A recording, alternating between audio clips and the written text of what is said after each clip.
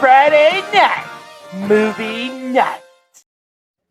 Greetings and salutations, everybody, and welcome into the season 2 premiere of Friday Night Movie Night. We're all back together again. That damn Krampus took you boys on the season finale last year. We got to address that right off the bat. B-roll and the fat lady thriller, Jay. How are you guys feeling? Are you okay? Have you recovered? I know that was a couple months ago, but it was clammy. But the noises that B-roll made, I could only imagine the things that Krampus was doing to him. Because, oh man, it was. I'm shivering just thinking about those noises. I mean, Best Gout and we were terrified the whole time. We're worried about our babies. Mm-hmm. I couldn't even get a full hard on, and we watched Santa with Muscles, for God's sakes. Right? Goodness. I know. I was worried about you guys. Now I know you really care. I do. But I'm always glad. I care about you, Jay, so much that it affects my erections. Well,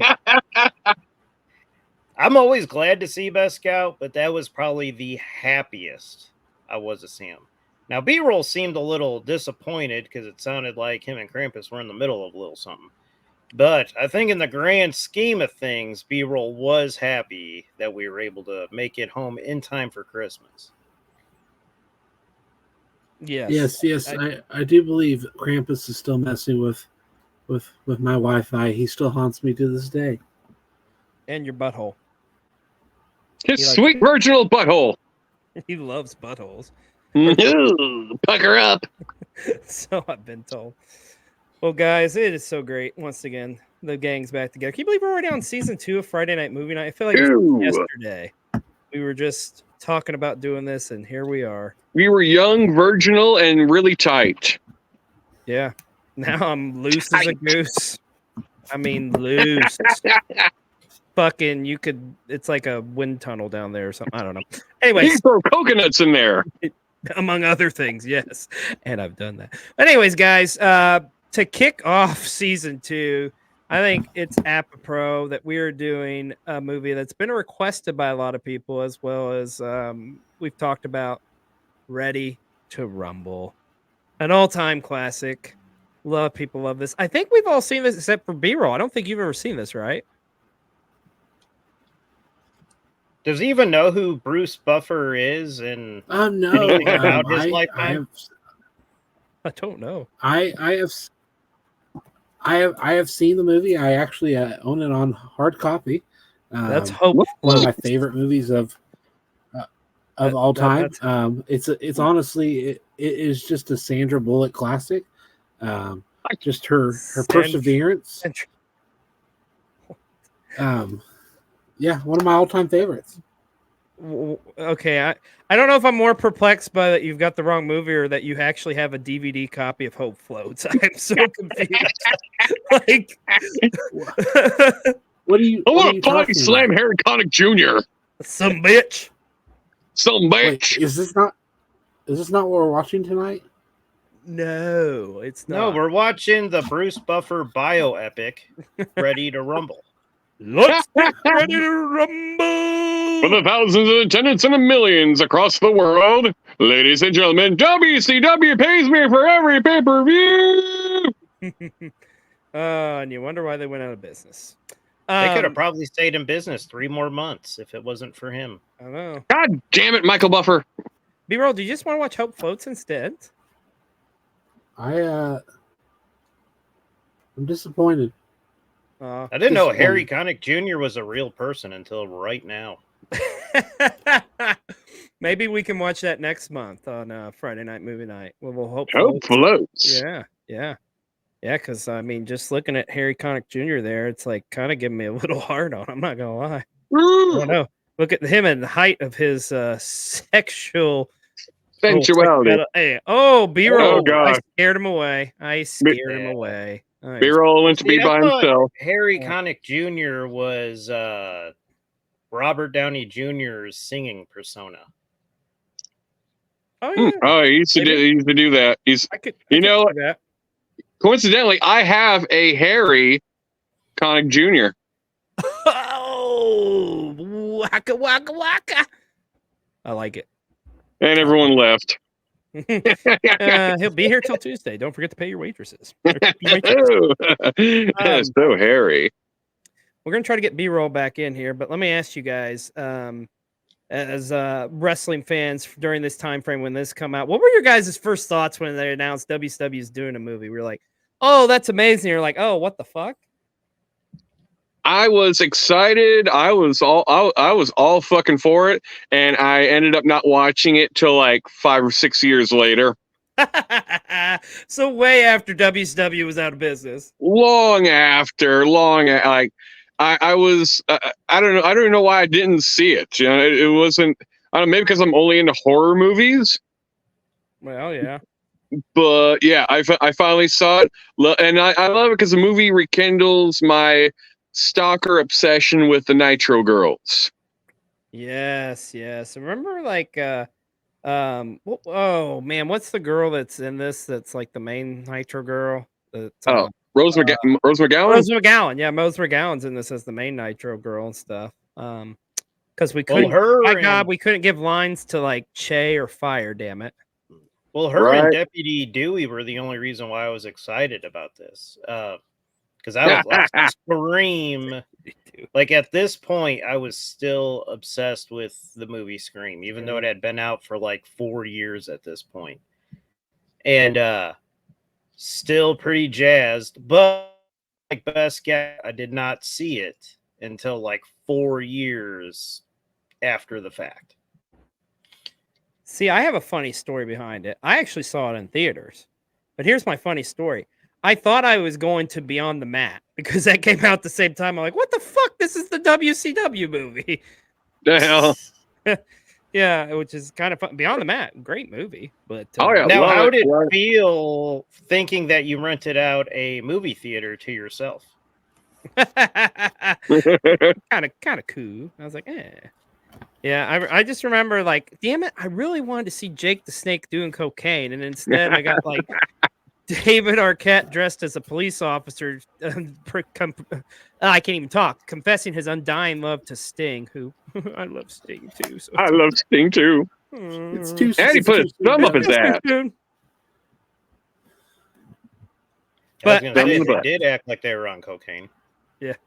The one character I love the most in this, I gotta say, is like Oliver Platt did kill it as Jimmy the King. Like Jimmy the King is a god among men.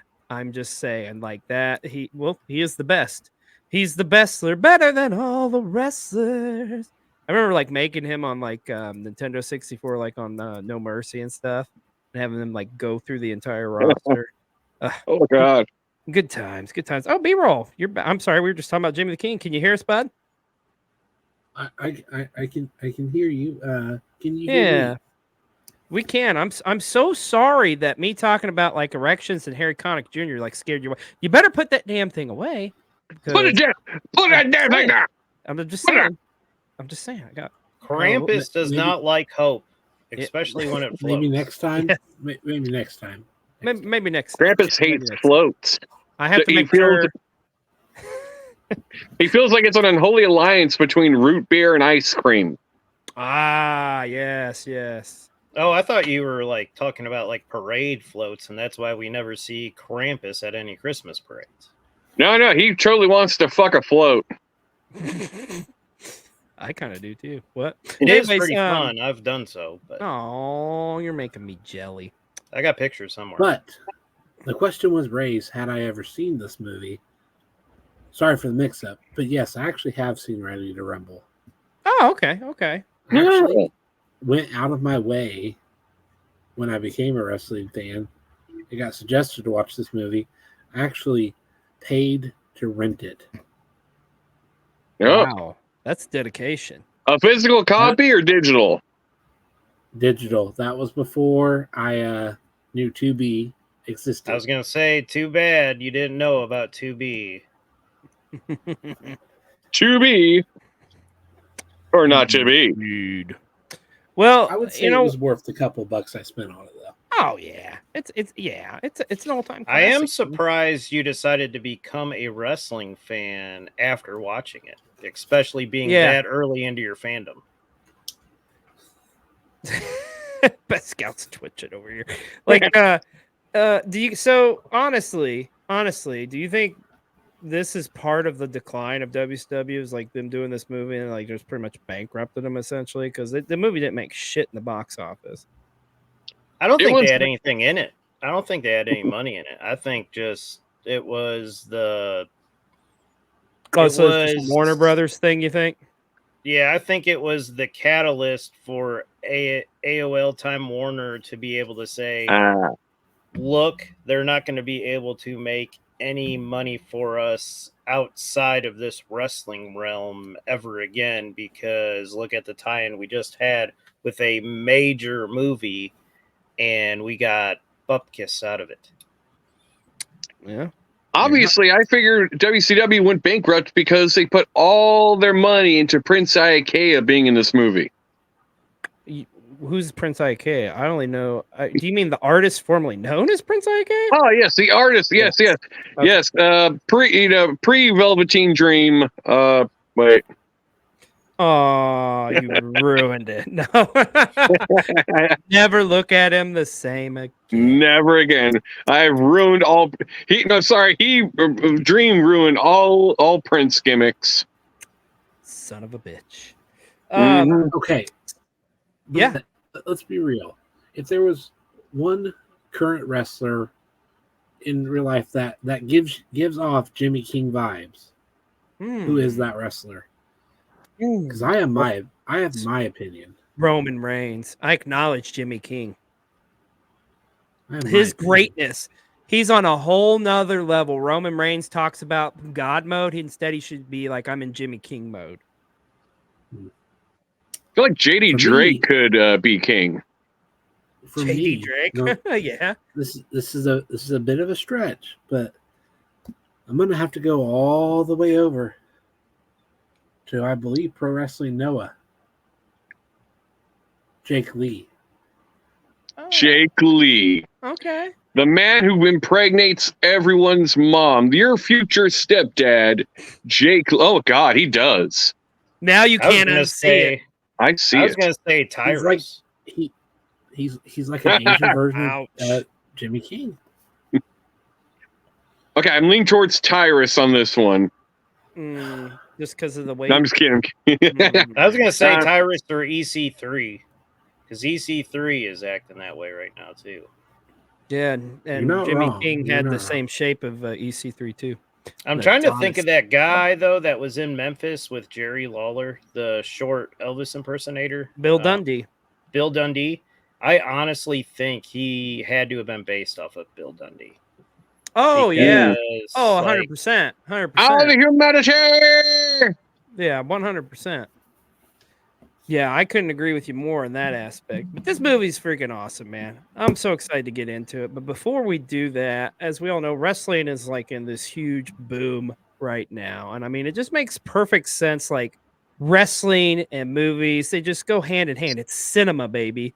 So at the end of the show tonight, we are very lucky in a sense because obviously the success of the Iron Claw, they're talking about making a Hart family biopic, a Ric Flair biopic, and other wrestlers biopic. We've got exclusive footage of the next wrestlers biopic that will be coming out very soon. So stay tuned here at the end of the show and we'll have that for you. That being said, though, there's been a ton of wrestlers in films throughout the years. So I thought before we get too deep of a dive and get right into Ready to Rumble, we should take a look at a little video package of some of these great wrestlers and their great cinematic scenes throughout the history of cinema. Can't see me? Wait for me! You can't see me! Oh dear. Oh no, Big Show. Oh dear. Oh no! Big Have a down. nice day! That's not my line anymore. Oh God, Bo Dallas. Oh God. Ooh, have mercy, God! I thought this was Monday Night Raw. Oh God, Stone Cold's on fire. It's Man on Fire, starring Denzel Washington. Baby! That's the line! Baby! Baby! Baby! Baby! Oh God, Summer Rae literally Look got at me big now. Christ. Look at me now. Last man in Mudbug. Numero uno, chico. So give it up for the bad guy. Oh. Oh God. Oh This my is for God. my NWI chapter.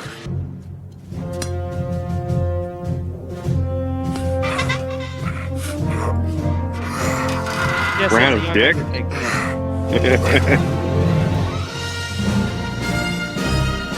The hell? What is that? And that's the young Undertaker covered in a toilet. Erotic. You're a dead man, Ramsey. Fuck. Oh God, Liv Morgan's getting stabbed by Chucky. Don't give me The that hell? Billy Jack bullshit!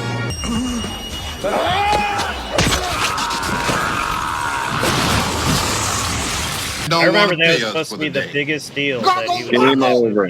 I don't want you in my. Hey, you. King Kong Bundy, everybody. And Richard Pryor. Look at that dick. Oh God, the Miz just stabbed Naomi. And Curtis Axel with the fucking axe. I see what you did there. What the hell? I'm a cop. Show me your badge. Hang on. What the hell? When was this? Oh, never mind. Marine. Marine 2, 3, 4, 5, 6, 7, 8. Oh God, Becky. That was all in Marine 7. Dookie. Smell.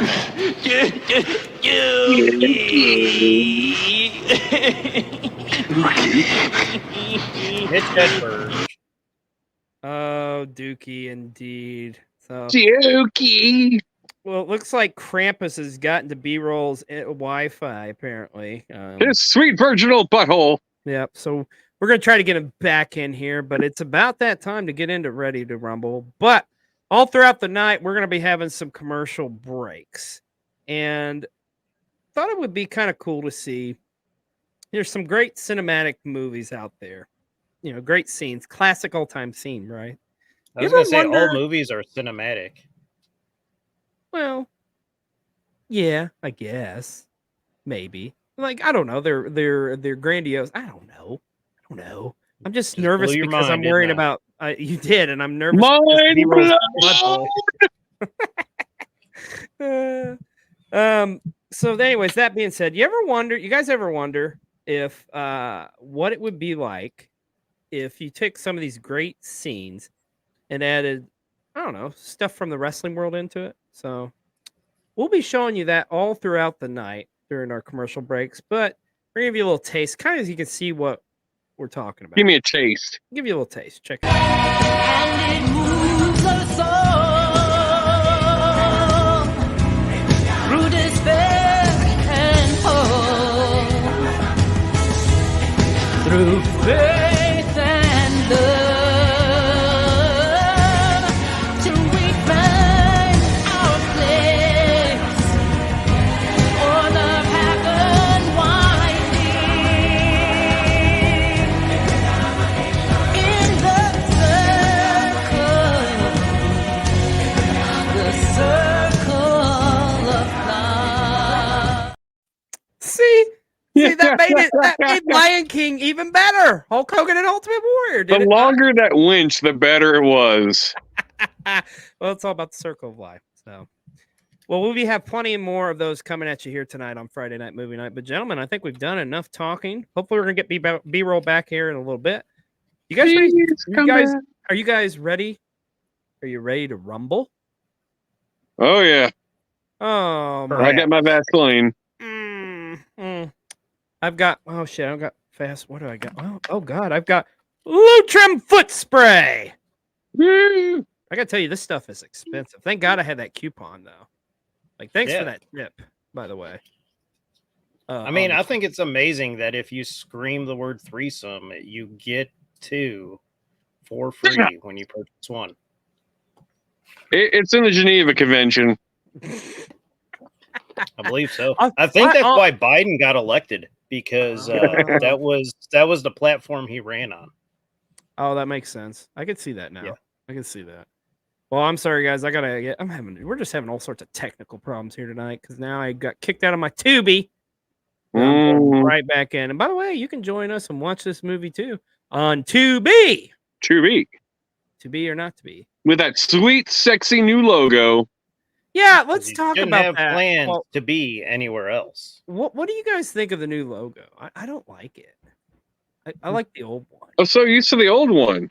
I know. Right? I didn't notice that it changed. Oh yeah, just like And that's all purple scheme. yeah, just like the Dynamite logo changed. I don't know. They all thought it out at the same time. How am I going to watch Kamen Rider now? It's all purple when I go on there. All right, guys, I'm back in. Are you guys ready for this? Mm-hmm. Yeah.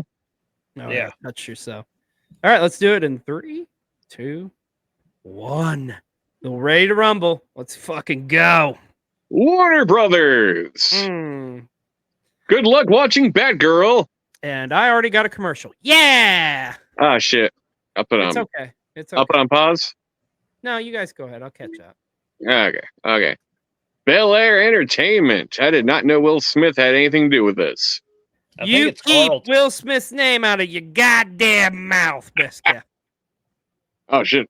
I forget. I don't even know what this is a commercial for. Oh, it's for an Airbnb. Okay. It's kind of weird. Right now I'm seeing Bam Bam Bigelow. Okay. Saw Sid Vicious's bloody All right, face. let's fast forward a little bit. I just saw Mil Mascaris. So I think That Barry Windham. Oh, Goldberg. No. Hey, Stack Calhoun. Putting his ass in someone's face. Yummy. By the way, I think this is honestly probably the greatest opening to any movie. Yes. Bruno Better than Grunt? Hey, there was Dick probably. the Bruiser and the other Dick guy that Dusty tagged with. Such a dick. Oh, Dickie Murdoch. See, me and Yeah, Dickie Dick Murdoch. Murdoch. I remember one time me and Dickie Murdoch, we were wrestling down in Texas, if you will, see, and we got done with the show, and then like Dickie Murdoch was there, and he's like, Dream, I bet you wouldn't do a line of cocaine off a bull's ass. And I said, Dickie Murdoch, you don't need to be doing no line of cocaine off a bull's ass. Sure enough, Dickie Murdoch, he did a line of cocaine off a bull's ass. Nothing like without Dickie Murdoch. Dickie Murdoch. Dickie Murdoch. There's a local wrestler here named Big Dick Haas. You know what I just realized? You remember how the WWE changed like the WCW logo like all together like during the invasion? Yeah, with the point. I hated that fucking logo, but yeah. Did you not just see the WCW logo on that magazine? I wonder if the only exposure Vince McMahon had to WCW before signing them was this movie. This movie. And that's why he went with that logo for WCW. If he holds up that magazine again, you'll see it. It is like the WCW Invasion logo. Wow. The hell? And they say Vince doesn't watch other wrestling companies, so that's possible. So the bald clerk guy, does anybody actually remember him? Because I do remember Zappa. him. He's one of the Ahmed Zappa.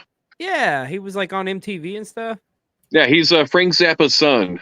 They used to have Up It's All Frank Night. Zappa's son? Yeah. I didn't know that. He did a show with USA.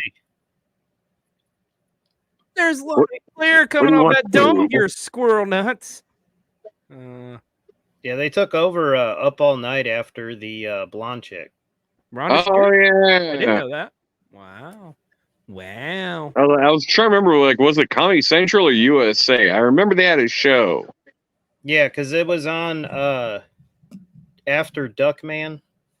Oh, I love Duckman. Here we got midlife crisis Macho Man. God bless him. That outfit and the roided out arms. Oh yeah. You know what really makes me worry about him is the fact finding out that Gorgeous George was like by far like his biggest idol, and then he decided to date a chick named Gorgeous George. Yeah. Yeah. Like that's a You got little 3 minutes. Well, wrong movie. Oh. Jimmy King. That is crazy that the Macho Man needs help to take on Dave Arquette, though. Right? Because what if Bill Dundee wasn't there to save the day? Dickie Murdoch. Dickie Murdoch. We see. Dickie Murdoch. See, now we were working down in the Florida territory, right? And we got done doing a show. See, we were in the locker room. We was with Tommy Wildfire Rich, and Tommy Wildfire Rich, he comes over and he's talking to us. He says, "Hey, Dickie Murdoch over there. After we play this game again, if I win, I guarantee you, you ain't gonna do a line of cocaine off a bull's ass." And you know what, Dickie Murdoch, he lost the game, and he said, "Dream, I guess I'm gonna have to do a line of cocaine off a bull's ass." And sure enough, Dickie Murdoch did a line of cocaine off a bull's ass. I love the random Nitro girls dancing in this dream sequence here. Yeah, I agree. I agree. You know what? If we see Tommy Rich again, remind me to ask him the peroxide story. Oh yeah. Because we should have asked him at GCW. I think he's actually going to be at that. I don't know if you're going to that con we're going to in Evansville, the Legends show. Yeah, because he should be there. Dutch CDC. is going to be there. Yeah, Dutch Mantel's going to be there. Yeah.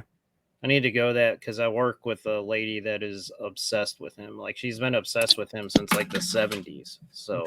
Oh, that's the one that thinks he's sexy. Yeah. Dutch Mantel.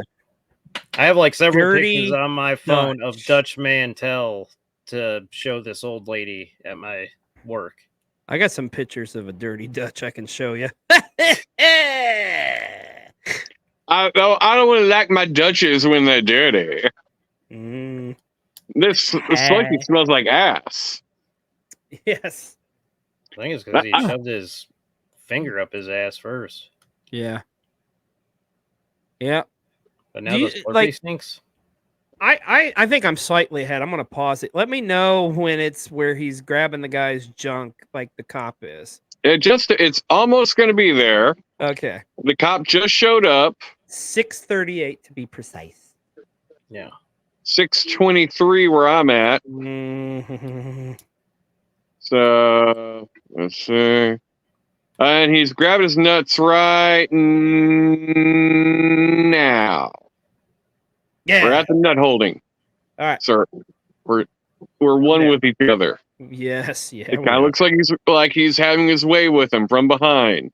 Without consent. Little factoid, the loading thing is still on my screen. So is this not a typical interaction with police? That's pretty normal. Usually a nightstick is involved. Sometimes there's lubricant if it's a nice cop, but most of the times no. For the most part, you're being sodomized with a nightstick. Okay. A lot of saliva. I was gonna say all mine encounters ended that way. Started that way and ended that way. It's real. It's still real to me, damn it. You know what I love about this too is the haircuts of the time frame. You know, like the spiky gelled, little which I did. Hair. Me too. Oh, the 2000s. They were the best of times and the worst of times. I didn't do that until like the mid 2000s when it was already out of style. Yeah. Yeah, I'll go to school, hair gelled up, and nowadays I have no idea what the hell to do with my hair, so I just wear a hat, and I got a full head. Well, I knew I was going to go bald, so I held on to my long hair for as long as possible because I knew I would be bald sooner or later. One of these days, I will look like George Costanza. I'm going to look like... I don't know what the hell I look like. I don't think I look 40. Look at that hair. Look at all that. Yeah, you look like to be about like 37. Like, you look super young for a 40-year-old. Ah, yes. He's just a baby. I bathe in the blood of the innocent. Yes. Yeah. And squirrels. And I love, too, in this movie, how their job... What's their job? Oh, that's right. They go out and clean out, like, porta potties and shit all day. Their job's literally dealing with shit all day. Basically, which is like a metaphor for your average wrestling fan who has to go out and bust their ass at their 9 to 5. They have to deal with shit. They're basically like new age plumbers. Yeah. The new age plumbers. Oh, you just took a shit? I'm gonna clean it. There has to be a toilet flushing sound work somewhere into that as well. All right, guys. I want to hear right now, what is your most horrifying like porta potty story? The closest I could think of is when I don't have a story other than like going to Ozfest, and like we go there and it's the first hour and we realize like we're lined up to go to the porta potties. I have to pee, and this one gigantic fella comes out and it's just this explosion of poo smell like everywhere. And I go into the to pee. I'm like, it is just filled to the brim with shit. And I'm like, how? The doors opened like less than an hour ago. Did like everyone have to take a shit when they got here? I know, I've always wondered that. I was at a county fair, same thing, like it was sloshing just an inch from the top. And someone, so they were all connected like this right here. And someone was trying to push one over like 4 away, but it was shaking all of them. So like as you're peeing, like little bits of shit and everything else is like slowly splashing over the top. You're like, whoa, whoa. And then at that point, like you're committed to your piss. So you can't really stop or do anything. So like I was just trying to dance it out. And then another one is what I witnessed. Some girl used, this porta potty was in the middle of an elementary school soccer field. I don't know if they had a lot of soccer games there or what the deal was, but it was like a single porta potty. And someone went and pushed it over while she was in there. And when she came out, like the whole bottom back of her jeans was just a splattering of that green, whatever they put in there. Yeah. And brown. It was pretty luckily she walked the other way, so we didn't have to smell her. But it was pretty nasty looking. The funniest part though was it landed like door side up. So it wasn't like she got trapped in there, but like when she came out, it looked like it was like a Jack in the Box, like popping up. Oh God. Oh God. Like the world's shittiest Jack in the Box. I got a Nissan commercial. And What's that? We got a commercial? I don't have one yet, but I'll pause mine. Best Scout, Yeah, you got a pause. commercial? You got a commercial? No, mine's over. It's already over. Oh, it's already over. Okay. All right. Yeah. Never mind. Okay. Never mind. Tubi's got a mind of its own. But the phone told What the me hell's something going on, about Tubi? data. Well, I just got message. Apparently, wow. Guys, I don't think we should ever talk about Krampus again. Krampus has gotten his Wi-Fi. He's fucked. He is actually he's actually sucked back into the butthole. Krampus B-roll is, so it doesn't look like he's gonna be able. His sweet virtual butthole. I almost feel guilty about this. I mean, you know what? He says that. Let's have an honest conversation here. I think he's pissed because we're not watching Hope Floats. I think he got pissed because we're not watching Hope Floats, and he just decided, he's just going to take the ball and go elsewhere. I thought I saw a glimmer in his eye when he pulled it up, but I kind of ignored it because I saw the way the light was bouncing off of that DVD that he had in his hand. So I thought that's all it was, but maybe it was a legitimate glimmer in his eye. Well, we miss you, buddy. We'll get you. You. But I do believe him because a lot of the issues he said he was having, I am having similar. But I'm able to hear everything, if that makes sense. So you can't see me doing. I can, but periodically you kind of just like freeze in position, and then like the conversation catches up all at once. Thankfully for me, I can see it just fine. Oh yeah. Boom. Okay, creepy ass granny from Wedding Singer. I forgot she was in this movie. Oh yeah, she is, isn't she? Yeah. Yeah, but she's not rapping. A hip, a hop, a hibby hibby hoppity don't. Bang bang, buddy. Up down to buggy the rhythm and the buggy the beat. What are You they know eating? I can't. the hell? Just generic Wendy's. Wendy's. taters. Wendy's. I mean, what else could you eat next to a leaky septic tank truck and not be bothered? Here we go. Now we got some wrestling because now they're at a Nitro episode at the Cheyenne War Memorial. It's Cheyenne. Back Rey Mysterio post mask. Take his mask off and Hoovy Juice. The juice. Which The is juice. like the guys that are in this from WCW. It's so weird. It's You know, like you the random, like it must have been like the first 10 guys who showed up to TV on a particular day Yeah, it's were like, the ones that got chose for the show. yeah, it's like you got Ray and Kidman and Hoovy and then you have like Fan Hammer and it's like you're still fucking here. Like what? You still have a job here? God. I think we talked about this last time, but I think he was the longest tenured WCW employee was Van In Hammer. this? Okay. Well, just yeah. I remember. I think Wrestling with Regret. He was like talking about reviewing a match where he was just insanely dangerous and like botching everything. And he's like, "How did you stay employed for so long?" Yeah, it was with Playboy Buddy Rose. Oh yeah, that was a clash, wasn't it? Yeah. Yeah. Or was it Buddy Rose or was it the other one? Buddy Rose was the fat one, wasn't he? Yeah. So Buddy Landell. Buddy Landell, yeah. Yeah. Buddy Landell wasn't Buddy Landell. No, he was like the nature. He was like had a nature boy gimmick, right? Yes. Yeah. I think they both did though. By Buddy the Rose. way, outside of Oliver Platt as Jimmy King, the MVP of this movie is Joe Pantalone. Is that how you say that? As the evil WCW promoter. Yeah, I don't know. I'm bad at math. Such a great actor.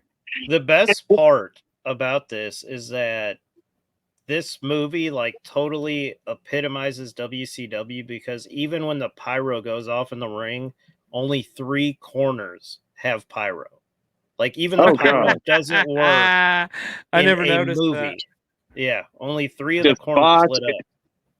It's like it makes me think of like the blood that's supposed to fall on Kevin Nash and misses him by 3 feet. I feel like Kevin Nash did that on purpose, though. Like, I really do. To this day, I feel like he had a mark and he chose not to sit there just so he could shit on it. Because he probably chose not, I mean, who really wanted to deal with the Dark Carnival at that time? Me? Or was it the New Blood? It was the New Blood, wasn't it? New Blood. Oh, Was it New Blood? Wow. Yeah, I think I feel like that was Dark Carnival. But I feel like he just didn't want to deal. I think first off, he didn't want to get all bloody. But I think secondly, he just wanted to shit all over it because it probably, at that point, they were booking guy by committee and he was on that committee and probably didn't agree with it. And was like, yeah, I'll go out there and do it. And I was like, oh, wow, it didn't fall on me. And then talked his shit. I'm sorry, I'm just taking Jimmy King's entrance in. So Same here. I'm like, it's kind of funny because he does not look like a wrestler at all. Yeah. So yeah, By get ready 2000s. for the pyro when he gets into the ring. Oh, I All seen it. Yeah. And like, oh my God, you're right. That's crazy. And the whole look at the guys who are the King's Court for him, right? It's Kurt Hennig, Perry Saturn, and Conan. Like you could not get 3 wrestlers or polar opposites of each other in those 3 guys. Like what the fuck? Considering that Conan and Hennig were in a feud at this same exact time as well. Yeah. Rap is I hate rap. I like country music. Richard Petty's still the king. And don't forget about Pearl.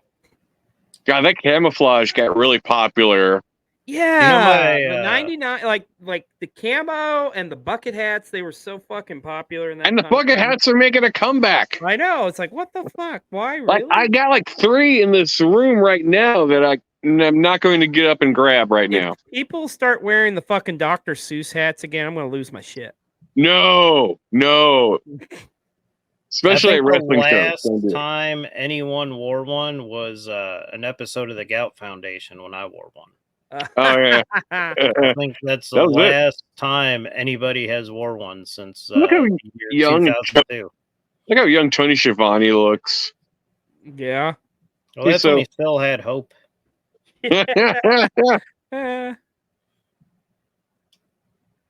Oh man, Jimmy the King's And then, year. I like his like the people in the crowd, like even their faces are painted like a generic Sting. It's not even Yeah. like painted like Sting.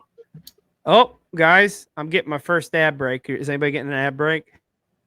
Not yet. No.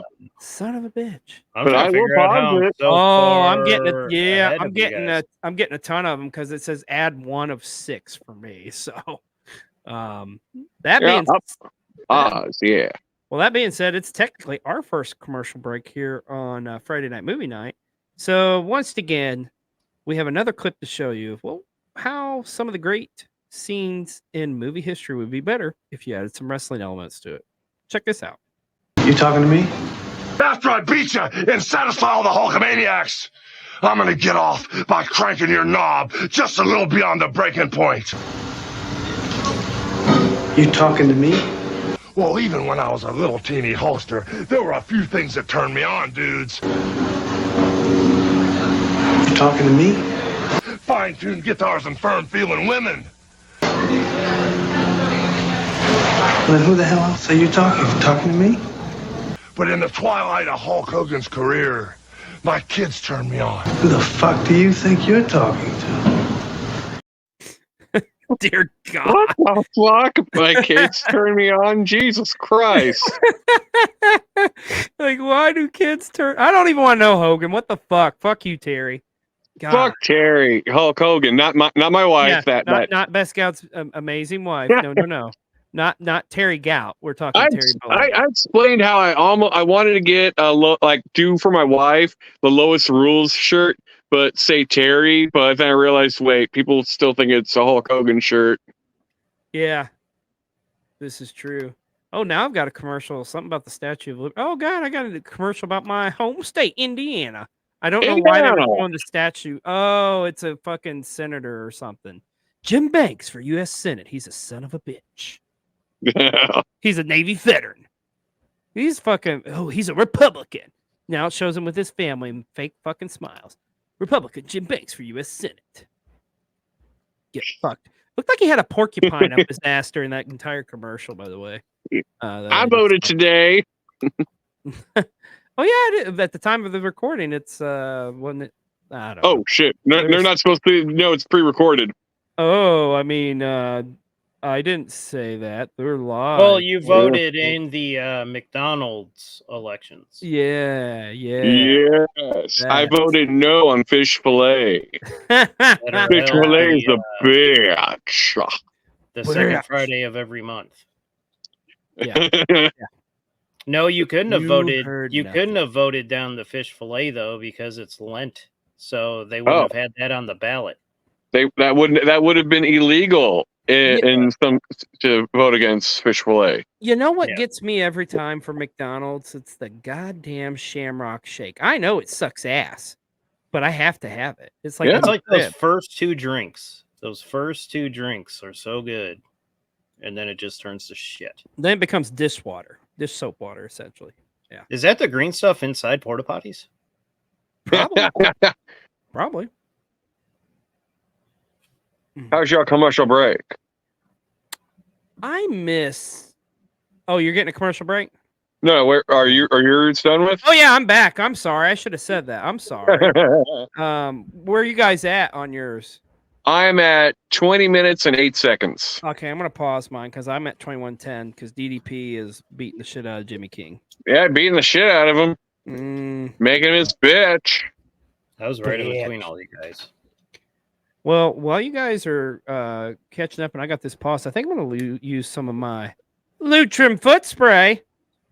Oh, yeah. Oh, yeah. Oh, yeah. Oh, baby, that felt so good. Oh, A yeah. dream come true Oh, baby. on your fire. And this is good for other things too, right, Jay? Oh, yes. It has several applications. If you're stuck on the side of the road and need your vehicle to get going, use some Lucherman's foot spray. If your woman's gone and you need to satisfy those urges, those hunger urges, use some Lucherman's foot spray on a loaf of bread and you'll have a tasty roast. Remember, Lucherman's foot spray. Scream threesome at your nearest pharmacy and get 2 for the price of 1. Thank you, Jay. Hey. You guys are probably ahead of me now because Believe it or not, we are not sponsored. We are not sponsored by Lucherman's foot spray. Believe by it or the not. beautiful people of Lucherman's foot spray. All right, you said 21 what? 20. I'm at 21 minutes and 37 seconds. So I'm at like 22. Lucherman's foot spray. I'm at 22:40 and refuse to rewind. Yeah, I think sacrifice your youngest child to us, and you'll get a free Lucherman's foot spray. We'll feed him to the demigod Gorgira. Lutrim foot spray. You know what? I did have to choose between buying my son a new baseball glove or getting some Lucherman's foot spray. So, well, I hope you made the right decision. Yeah, I've been going at it raw for a while, but you bought the supposedly, yeah, supposedly he's supposed to be so good though that he should be a millionaire pretty soon playing baseball. So I'll be having all the Lucherman's foot spray one man could possibly need. You wake your son up every morning at 3 a.m. and go, "You better become a millionaire one day," or get like a sponsorship. Well, I am the asshole that wakes up whenever I wake up in my house because I feel like as the breadwinner that everyone else should be woken up. So as soon as I go into the bathroom, I turn my music up as loud as possible and wake everybody up in the house. I do not try to be quiet whatsoever because I feel if I'm awake, everyone else should be awake. What is on your what's coming on in the morning for you, buddy, when you're getting up and starting your day as a leader of men and women? Well, it depends because sometimes it's usually, the Pantera Misfits mix. That's the only way to ease into your day. But then other days it's like Young Jeezy or some like old, well, not old, but like some late 90s, early 2000s rap and R&B. And every now and again, Marvin Gaye sneaks in there every now and again. I can see you listening to like SWV and like maybe listening to the Will Smith album Millennium. Oh yeah, that's a good one. That's a good one. Hey, nothing gets you more prepared for the day than listening to Raining Blood right after listening to Let the Beat Build by Lil Wayne and then finishing that off with Getting Jiggy with It. Like, you listen to those 3 songs in a row, you are ready for the workday. That's solid. That's pretty solid. Yeah. So you can make it 12 to 14 and not go crazy. I usually do a mix of Metallica with Infog and Paw Patrol on Ice. Like I tend to like that album a lot too. There's some good stuff. Paw Patrol on Ice. God damn it. Mm-hmm. Oh God! Not Monday, the 4 corners. The 4 corners is the most infamous move ever in the history of wrestling, right? See, Monday I had to do Seek and Destroy just because of the stinger. Yeah. Hey, do you think that the Usos are going to come together with The Rock? The Usos and Sikoa are going to come together with The Rock and do the 4 corners splash onto Roman and basically redo this scene from maybe. cinematic history. Night Now, view, they unless- could do that, but at the end, I feel like he'll get up and afterwards, and Jacob Fatu will shoot out of his ass. I've been in here the whole time, motherfucker. Bitches. I feel like that's how Tamatonga's gonna debut. Just tap Roman on the ass if you need me. Yeah. Oh man. And Tamatonga, even though not a member of the Hawaii family, you know, they'll be like, yeah, good enough. Come on in. Ceremony wise, he is though, because his father did some bloodletting ceremony with the High Chief Peter Maivia. Hmm. I Or heard maybe his great Haku uncle. once scissored a Yeah, so it wasn't A Haku. cowboy. It was Haku's brother. I'm on a commercial now, by the way. Oh, So am I'll I. pause it. Oh, well, you both are on a commercial, so you know what that means. It's another commercial break here on Friday Night Movie Night. So that being said, let's take a look at our next clip.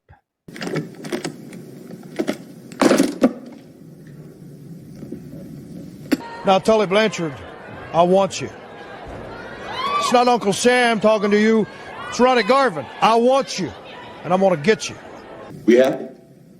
I'm going to have you. I'm going to get to touch your body. Vincent. I'm not just making promises. I'm telling something that is going to be done, something that is going to happen in the future. Because bones do heal. But I've got a memory like an elephant. And I can do it like an elephant. We happy? Yeah, we happy. Already a million times better. I'm going to touch your butt. I am unaware of this completely. Ronnie Garvin should have been in Pulp Fiction, damn it. I mean, come on. Come on. I hope he touched his body. I wonder I'm if sure. that's really what was in the case, because Garvin's blonde hair would have admitted that gold hue. I think, I mean, pretty much that just revealed like the big mystery behind the suitcase for like, what, 30 plus years we've wondered. It was Ronnie Garvin in there the whole time. The entire time. Everybody All in he the was comment thinking needs about. to tag Quentin Tarantino. Yep. So let him know we figured out the mystery. Whole TV's always figuring shit out. We're on it. Didn't we find a cure for AIDS? Yes, It was Wilkerman's foot spray. Yes. Oh, yeah, that's true. That is true. Hey, speaking of Cold TV, check out this awesome shirt I got.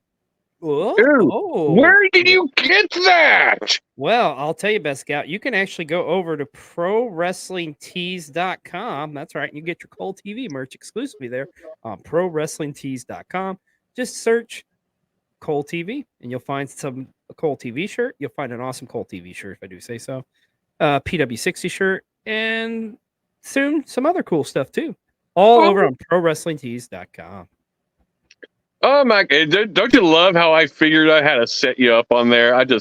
That was like, you were like John Stockton, and I was Carl the Mailman Malone, and we just finished off and impregnated somebody in Utah. Put a baby in you. Mm-hmm. And once we get it all figured out, soon Luchman's foot spray will be available on Pro Wrestling Tees. Pro Wrestling Tees.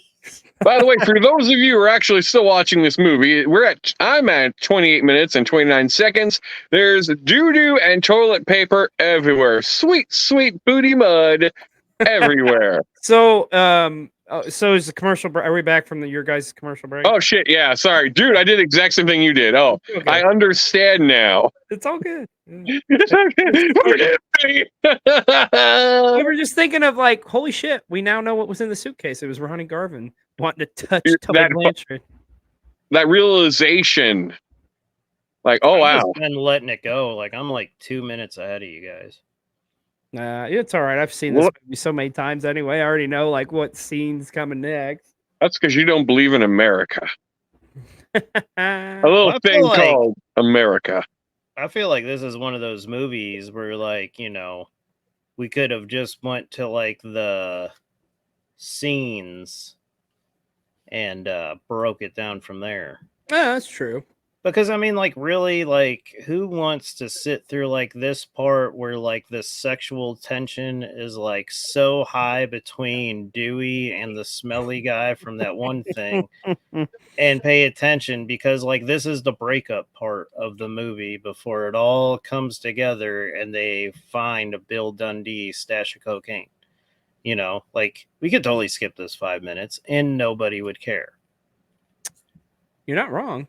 Except for David Arquette. He'd probably get upset. He would. No, because nothing can kill David Arquette. Don't you remember the name of the documentary? Well, I feel he would forgive us. And I know he pays attention to us. Oh, definitely me. Well, he follows somebody. He follows Dad Hat. He does? He shared a post when I was producing what was it? Now World Championship Wreckage, the Wrecking Crew. We did an episode on David Arquette, and David Arquette quote tweeted it and shared it. Oh. Yeah. I feel like I remember this, but I forgot. But then he never came on. Damn I'm it. too enamored with the toilet paper covering the shit covered David Arquette and his boyfriend. But yeah. I'm God, to the I would love. That's a bucket list. That's it. You know what? We're gonna get together with World Championship Wreckage. We're gonna do a co-production, damn it, and we are going to get an interview with David Arquette. We're putting it out there now into the world with all our power and the Gout Foundation with all our powers combined. Yes, yes. I am Captain Planet, and we're gonna ramrod the fuck out of David Arquette. I don't know. We're going to fuck his asshole up.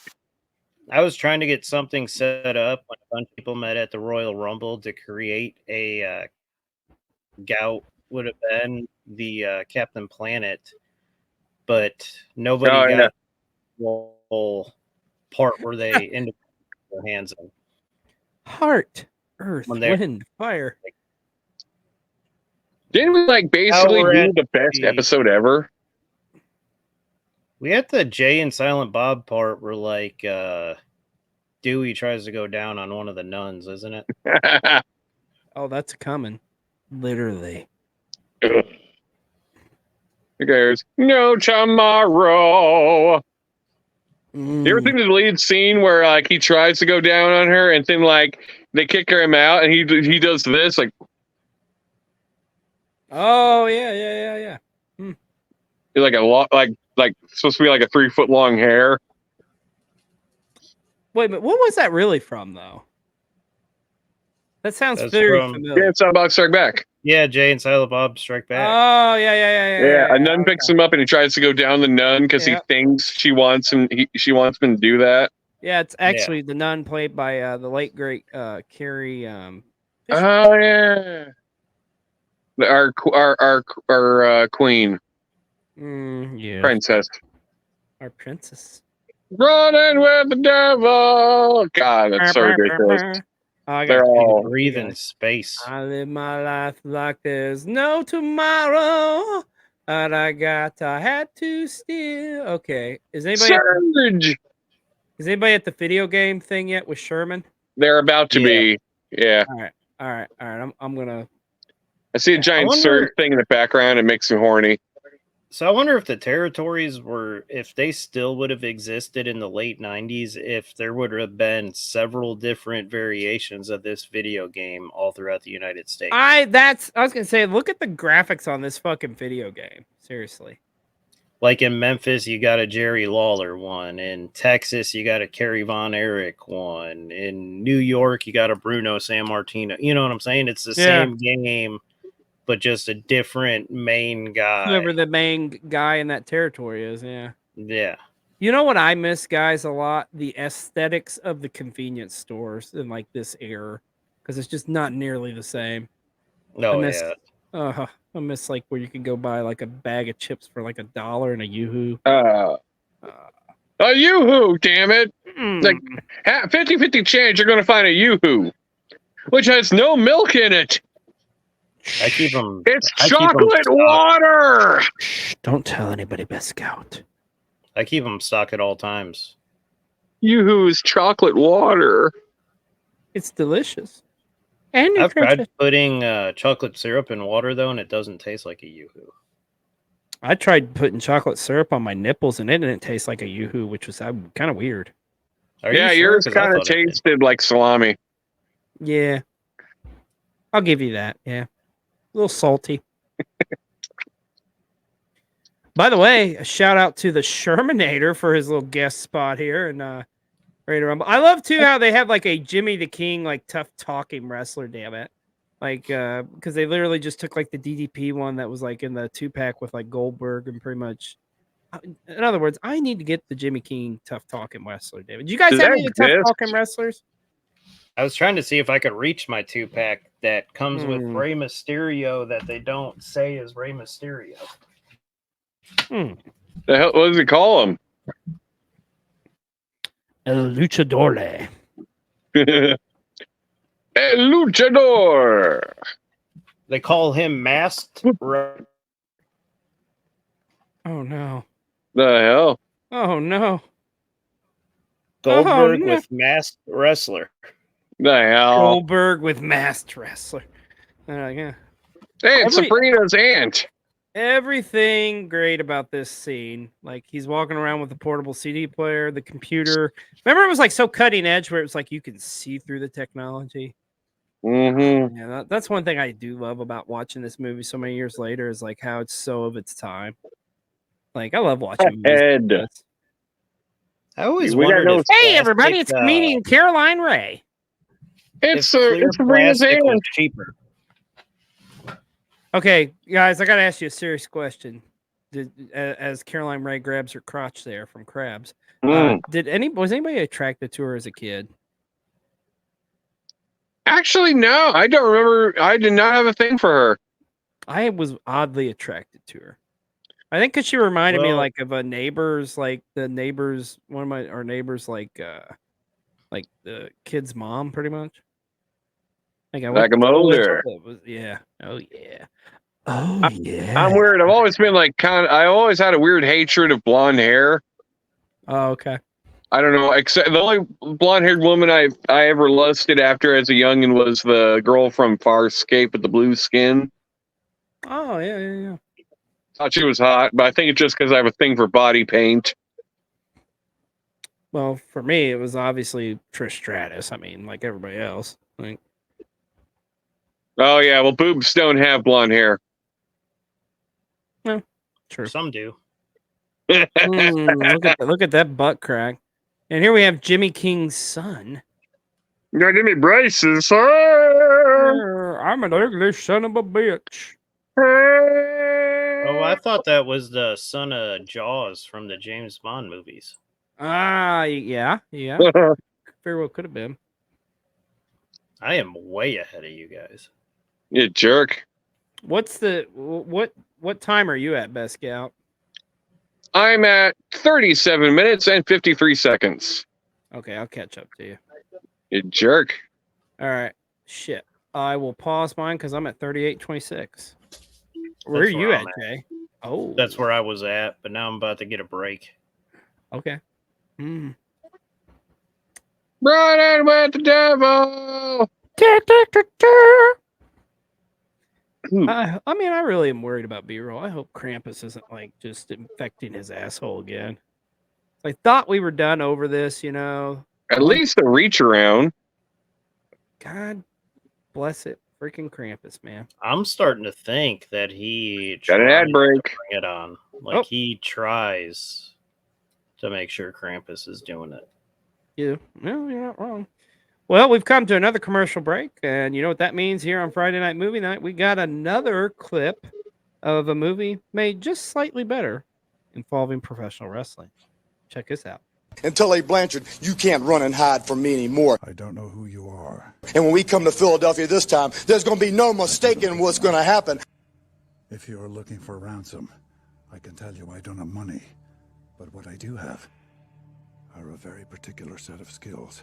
I'm going to come on you like nobody's ever come on you before. Skills I have acquired over a very long career. Skills that make me a nightmare for people like you. Just you and I getting it on like two men should do. I will look for you. I will find you. And I will kill you. This isn't some game. This is where men are men and the boys stay on the side and watch what's going on.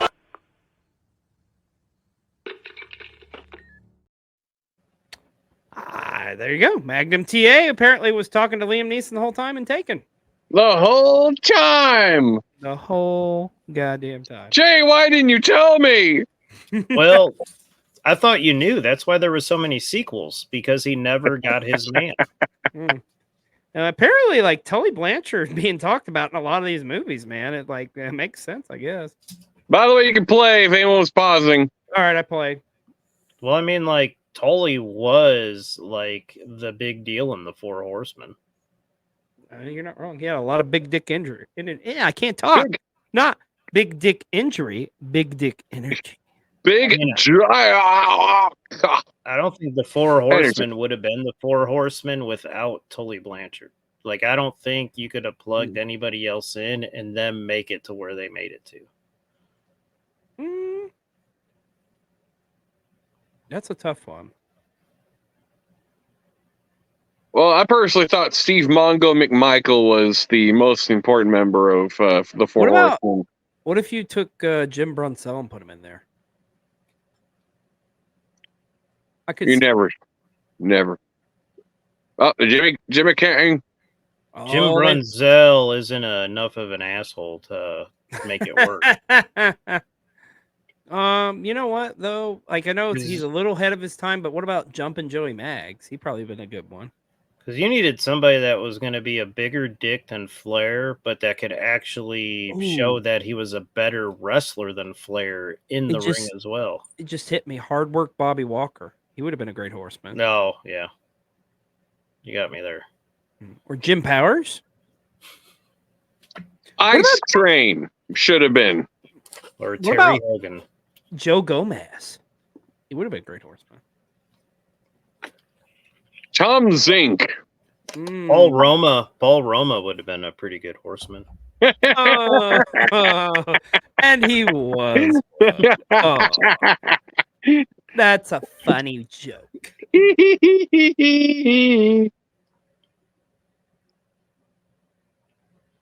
I think Prime Southern heavyweight champion with NWA title shot, little short Elvis impersonator guy, Bill Dundee. He would have been a pretty good fit for the Horsemen. But that's about the only other guy that could have took Tully's place at the beginning. You know who should have been Four Horsemen? Jimmy King. Oh, yeah. Jimmy King would have been perfect for Four Horsemen. Or me. You would have been a good Four Horseman, too. I think in this canon at WCW, he probably was. They probably did the whole Sting storyline with Jimmy King instead of Sting, where he had the title shot and then they kicked him out because he wouldn't give it up. How many war games do you think Jimmy King won? Was a part of the winning team? Every single one he would have been in. Every motherfucking one. Mm-hmm. He beat the Dangerous Alliance. He beat Colonel Parker's stable. He beat the Stinger Squadron. Yep. He beat the. He would have beat the Horsemen, that one where Sid kept on power bombing Brian Pillman. Brian Pillman came in during the towel. He would have been in Pillman's spot, so I think they would have won that. I feel like he probably would have won World War III. Oh yeah, easily would have beat the Dungeon of Doom single-handedly. He was probably the Black. He probably would have Black won Scorpion the World War III match as well. I bet. Oh yeah. He would have won. He would have been revealed as a Black Scorpion in Starrcade '90. Yeah. Yep. And then the Yeti at Halloween Havoc '95. He would have been the Yeti and would have had sex with the Yeti. God, so many great things. Jimmy King. He was the one that drove the white Hummer. Yep. Go with Sting and Kevin Nash. Yep. It's true. He's the one that raised the briefcase on Stone Cold Steve Austin in the ladder match against the McMahons. Oh, I forgot about that. Oh, yeah. Oh. He's also the one behind Goldberg's streak ending. Yeah. He was behind GTV. That's what I was about to say. He was behind GDTV, and then he found Christ, so that's why it changed to GTV. He was originally he was probably going to play God in Shawn Michaels and God versus Vince. He was the original anonymous Raw GM. Yep. Vince McMahon's son. A legitimate child. He's actually, I don't know if you guys know this or not, but a lot of people think that Edge and Christian were playing the Conquistadors in like 99 or 2000. Actually 2000, I think it was. Yeah, it was actually Edge teaming up with Jimmy King as the Conquistadors. Well, Christian was hurt. He was also in the pictures that Baby Doll showed Dusty Rhodes to blackmail him.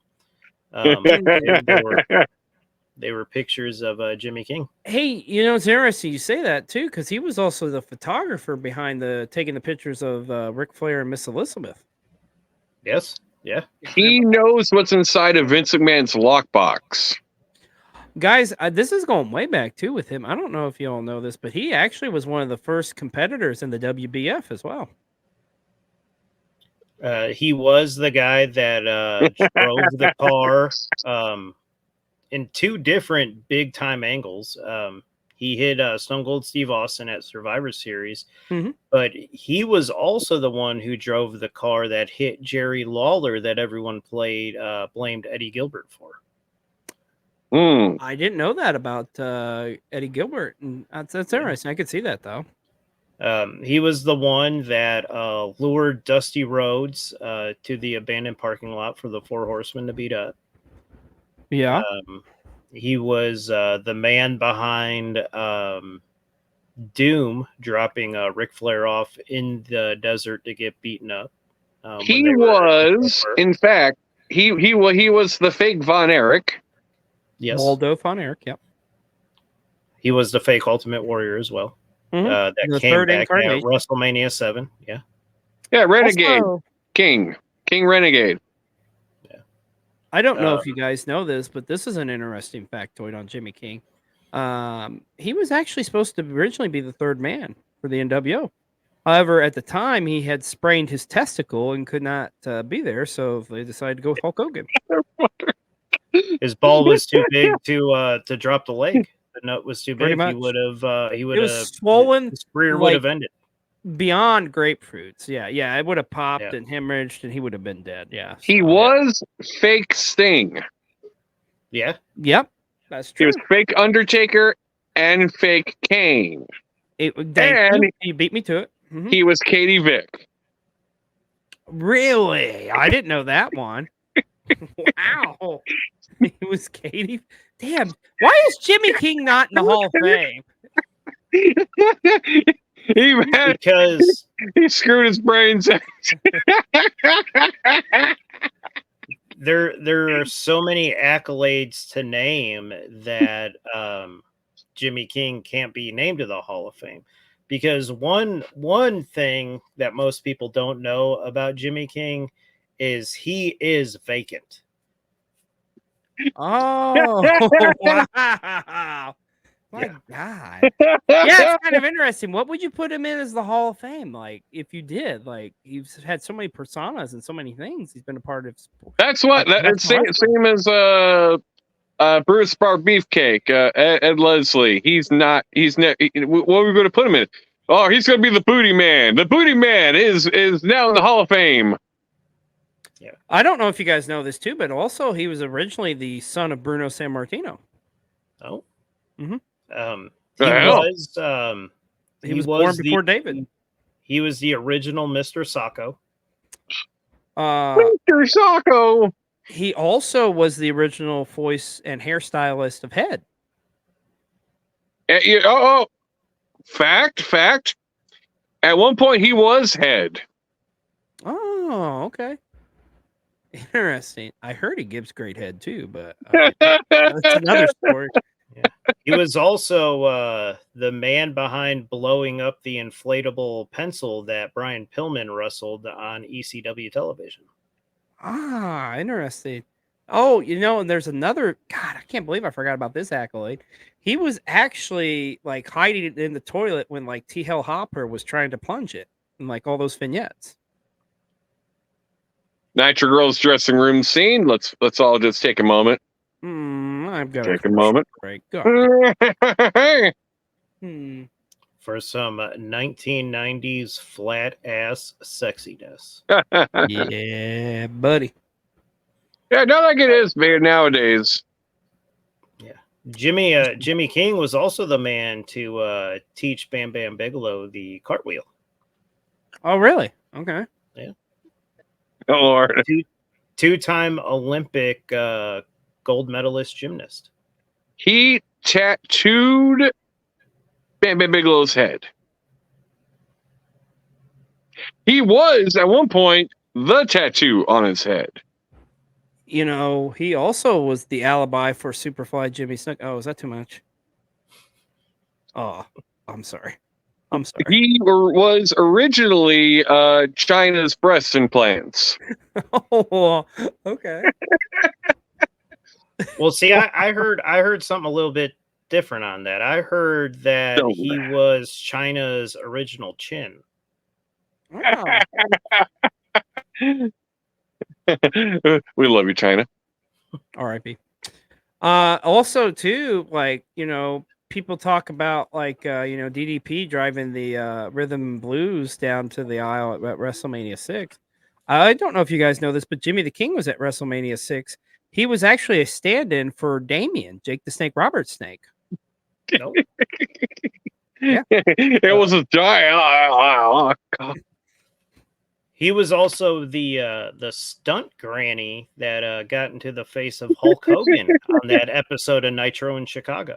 Oh, It was a stunt granny.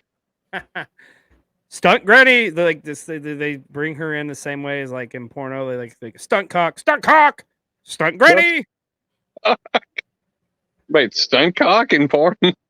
Oh yeah, that is the most impressive head scissors armbar I've ever seen in my life. I'm way behind. They're at the New York Arena, folks, because we can't say Madison Square Garden.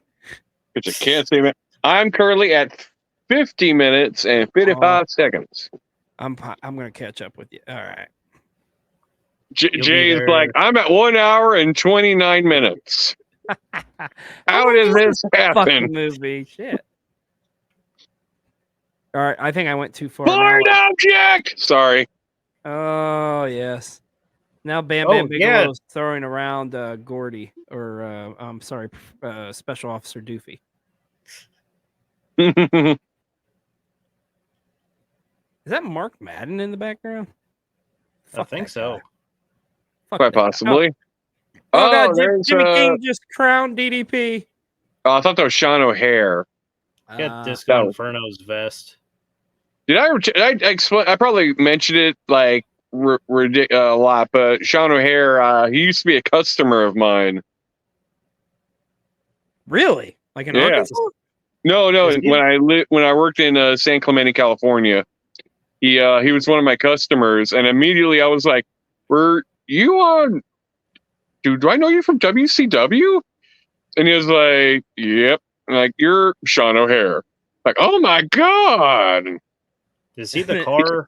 And then is you he gave the car him enthusiast one? No, what did he do? He had he had a weird gimmick when he went to WWF. It was like he was the devil's advocate gimmick. Yeah, devil's advocate. He had a thing there. Yeah. And he was I guess he never got recognized, so he was like he was genuinely like, "Oh wow, someone actually recognizes me?" Yeah, he had a show on the Discovery Channel. Like he's really into cars and rebuilding cars and stuff like that. You know who else had a show on the Discovery Channel? Actually, he was a part of the original inspiration behind Shark Week was Jimmy King. Believe it or not. Yep. He was actually the one who created the shark cage above the ring idea. That's why they did Shark Week on. Like there was a perfect tie-in. I was like, okay, he's the innovator of this match. Let's do Shark Week with him. Jimmy King is my father and my mother. Oh, that's fascinating. So essentially, he impregnated himself with a little gout. He's basically, if you didn't know this, Jimmy King is a seahorse, so he's able to impregnate himself. That makes sense. Jimmy King is also Mr. Wrestling 2, for those who didn't know. He's also That's a good one. Villano's And Mr. Wrestling 1. Well, he is Viano 4, right? Or was it Viano 5? I think he was both. Okay. Really? 4 and 5? When the hell was he 4? During bathroom breaks. Deputy Dewey. Sasha. Wasn't that her name? Sasha? Right. Yeah. She does not look like a Sasha. She looks like I'm waiting. a whore. And not because she's Caucasian. No. Jimmy King was also the Midnight Rider. Oh, right. That's right. You know what? It's in interesting. Florida, the NWA and WCW. Jimmy King was the killer in Scream 3. Oh, I did not know that. He was also in a he's also portrayed the Yellow Dog too in WCW 91. And now we have Nitro girls just randomly dancing and taking their skirts off. I'm not complaining, but it's just No. Oh god, that the Yellow Dog in that one. That's the yep. We're not complaining. Is Queen Charmel in this? Yes. Is she one of the, okay, yeah. She, dear God, a fucking Mean Gene Okerlund dancing. You know, how much whiskey do you think Mean Gene consumed on this set? Like, seriously. He drank like 3-4 Locos before they were invented. All of it except for those 2 shots that Jimmy King just took. Yes. All the other liquor on set was consumed by Gene Okerlund. You know, it's funny because we're basically getting like nostalgic boners for the Nitro girls. And I'm like, come on, it's like 2024. We like our asses bigger than that nowadays. Like, yeah. The only one I know of that's I've seen in the past 5 years other than Charmel would be Whisper because she's married to Shawn Michaels, I think, right? Isn't it Whisper? Yeah. Who was your guys' favorite Nitro girl? Well, besides Charmel, probably would have been oh god, which one was the Asian one? Che. Well, I'm gonna lean towards Che. Fire. Tigress. Tiger, yeah, Tiger's guy. Che and Fire were my favorites. I was gonna say Fire. Yeah. Oh, I'm gonna ad break. Oh, well, yep. Speaking of which, it's that time again. We've come to another commercial break here on Friday Night Movie Night. So you know what that means. Friday Night Movie Night. Let's take a look at another clip that could have been so much better if wrestling was involved. And then they tried to take advantage of her. She resisted. She kept her honor. So they beat her like an animal.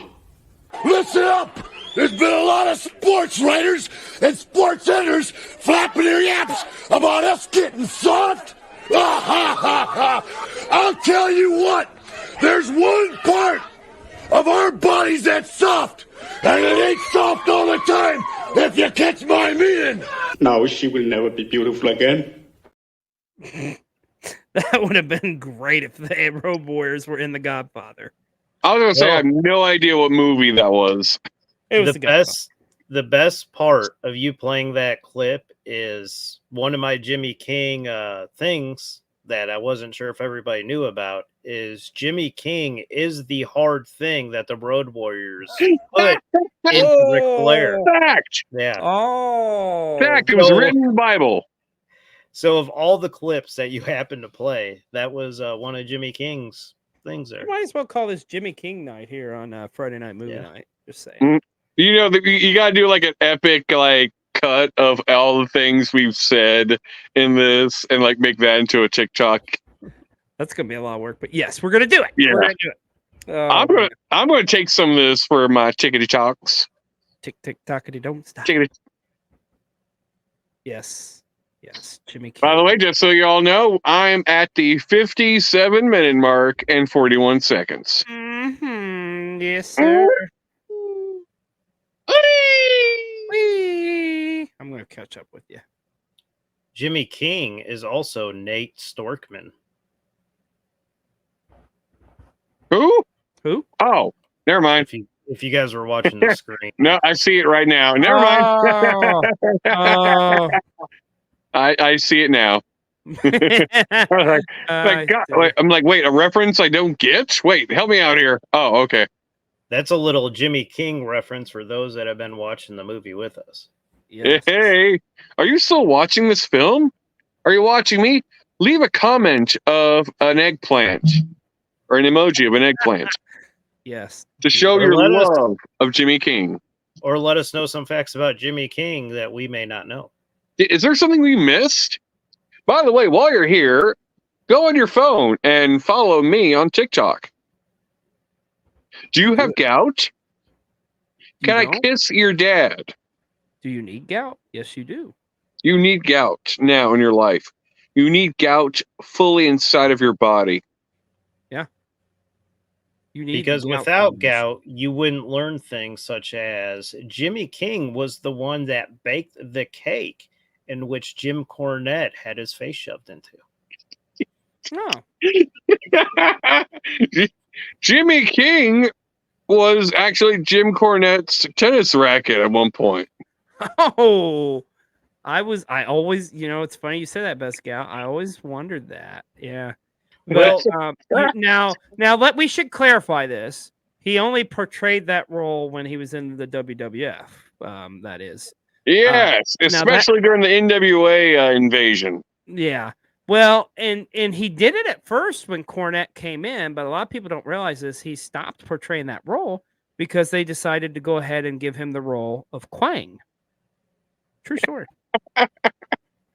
Jimmy King was the man that Dan Severn beat to win the NWA World Championship. He also actually, I don't know if you guys knew this or not, but he was actually in the very first Ultimate Fighting Championship as an alternate. You know, guys, little factoid. I read it in a book recently. Jimmy King was Dan Severn's mustache. Oh, wow. I heard whispers about that. I think it's fascinating how, in all seriousness, I think it's fascinating how Martin Landau is in this movie. A great actor, and he's doing Ready to Rumble. But I don't know if you guys know why he was doing this. He was actually doing this to pay back Jimmy King, because originally Jimmy King was going to play the role of Bela Lugosi in Ed Wood, which in actuality Martin Landau won an Oscar for. So, yeah. So Jimmy King actually could have been an Oscar winner. Great King, Martin Landau. He's still alive, right? Martin Landau? Yeah. No, he's dead. Yeah, oh, God, Jimmy King killed him. Probably. Well, Jimmy King could rest on the fact that he was the man that invented the Royal Rumble. Martin Landau? Well, it was him, Martin Landau, and Pat Patterson. They were like having a boys' night out. And, well, as they say, one thing led to another, and the Royal Rumble was created. And everyone's underwear was stained. It wasn't only little boys that Pat Patterson stole from Jimmy King. Oh. Like, are we going to go there? Or is someone going to go there? We went there. God, you have to be a wrestling fan to watch this. Yeah. What are you talking about? Like, I was talking about, like, these young boys in the movie, like Deputy. What are you talking about? I know, but look at Rose McGowan. Yeah. Oh, she's Devin's about to say. Oh, God. What the hell happened?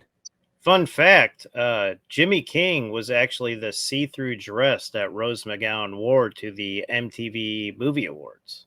Fun Oh, really? fact, Jimmy King made this sweet ass Iron Maiden Pentagon Jr. shirt. I'll be damned. I am going to have to find that. I need that in my life. Oh yeah, the company's not around right now, but you might be able to find it somewhere. Woo! What they Anybody do, getting like, commercial breaks, by the way? go on hiatus? They had to leave there because the place is literally a block up the street from where I work, but they the rent went so high, so they were like, okay, we're out of here. Bye. We'll open up a new place. So hopefully they reopen soon. Republic of Lucha. It was owned by the Lucha Brothers. I thought it was just too much copyright infringement. Hmm. I got a Lucha Brothers pillowcase that my wife refuses to let me put on her bed.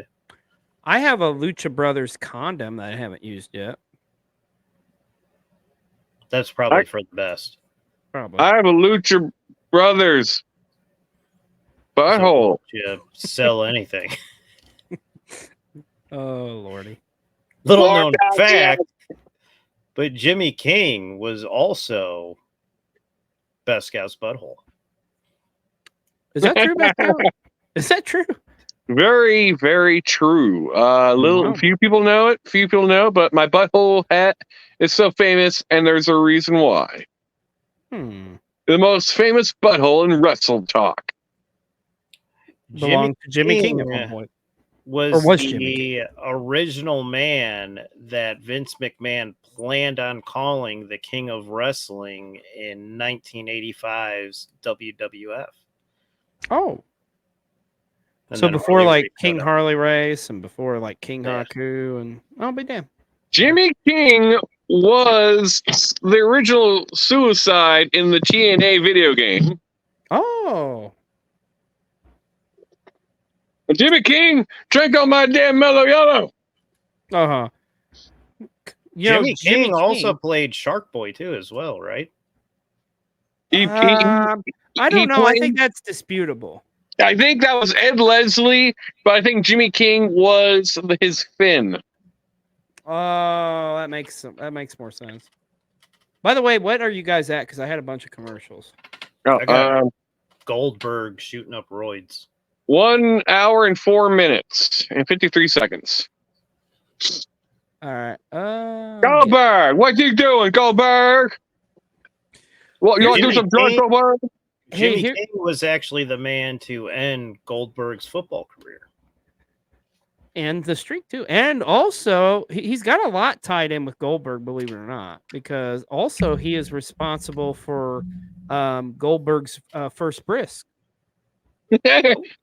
Factoid, Jimmy King not only performed the bris on Goldberg, Jimmy King was also the foreskin that they removed. Well, did you say it was his first bris? Was there more than one? Everyone got circumcised whether they needed it or not. The first one didn't take, so I was like, we got to do this shit again. Because Jimmy King did it. Yeah. He was a little factoid. Jimmy King was also the taser that Scott Hall used at Starrcade 99, 98? Yeah, 98.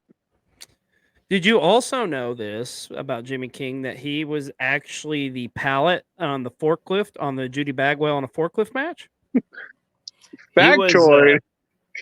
Jimmy King was also Braun Strowman's mystery partner at WrestleMania until Nicholas decided to steal the spotlight. Oh, I got a commercial now. Man, our commercial breaks are all out of whack. But that's okay nonetheless. We have got... Jay, have you even had commercial breaks? Like, what the hell, man? Oh, yeah. I just hadn't said anything. He's been watching Hope Floats this whole time. He took a cue from... That's what B-Roll's seriously doing right now. He's watching Hope Floats. Shit. What's on his chat? Who? Yeah. Any buffer? Okay. Yeah, I FaceTime B-Roll and we're watching Hope Floats on another stream right now. I sent B-Roll a picture of my dick. I do that daily. He lets me know if anything's wrong. Like hell, like we're pretty close, so like he sees my dick every day. But anyways, that's neither here nor there. Well, I can't help it. It's causing shade in your neighborhood park. That's right. Well, we got another commercial break here on Friday Night Movie Night, so you know what that means. Check out this scene that could have been made so much better if professional wrestling was involved. It's horrible. Don't worry. My dad will come. I'm coming for you, boy. And I'm coming hard. He'll come to the Patronus. I don't care. You come in my face, I'm gonna fight you. Well, you're not gonna bust a nut anytime we're in the ring. Any minute now. Because I'm gonna stretch his ass like it's never been stretched before. Who's coming? Don't worry, he will. He will come. Jerk a knot in your ass. Both of you. Hurry! Expecto Patronum! Jimmy Garvin, you touched me in a personal way you never touched me before.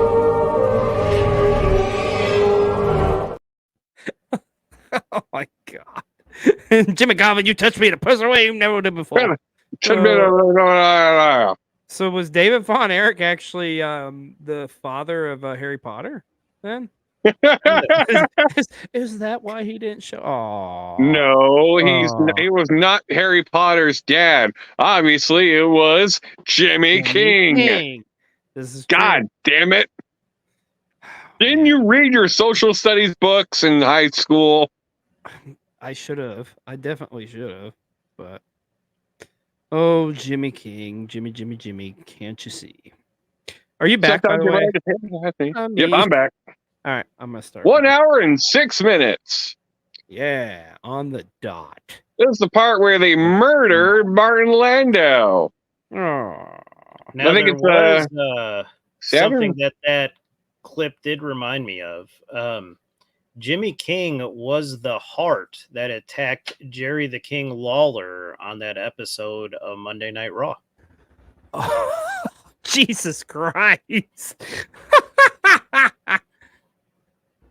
I'll be honest, I was not paying attention. I'm just staring at Sid Vicious's curly locks.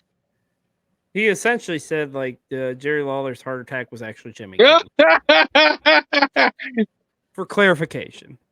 On a side note, Jimmy King was Sid Vicious's curly locks. Oh my God, how is your hair that damn curly? You're from Arkansas. He plays softball. Gout, can you explain? God damn it, that's softball. Softball players all have curly locks. You know he loves porridge. Jimmy King or Mark Landau? No, Sid Vicious. Oh, Sid Vicious. Okay. Sid Vicious love. I love how we have went so far off the fucking rails on this episode. We're not even talking about the fucking movie, other than just like random shit. Like, well, did you people know? are paying attention to us and wanting to know the plot of this movie? They're just thinking like, Jesus Christ, this Jimmy King guy does a lot of shit. He's such a big dick bastard. The Bo Jackson character in Tecmo Bowl is so unstoppable because he's based off of Jimmy King. Oh my God. I don't even know what that is. Tecmo Bowl? I don't know what that is. Jimmy knows best, right? Or Jimmy knows Bo, or Jimmy knows Jimmy. I don't know. Whatever the fuck that slogan was. Bo knows. Yeah. Bo knows. Bo knows a go-go. Rose McGowan. Jimmy King was also Fantasio. Oh, magic! Jimmy King was both. Jimmy King was both members of Techno Team 2000. Oh, wow! Did you guys know this about Jimmy King? His actual sons, his biological sons. This is true. His actual biological sons are Ron and Don Harris. That's a fact. Harris brothers. Yep. Good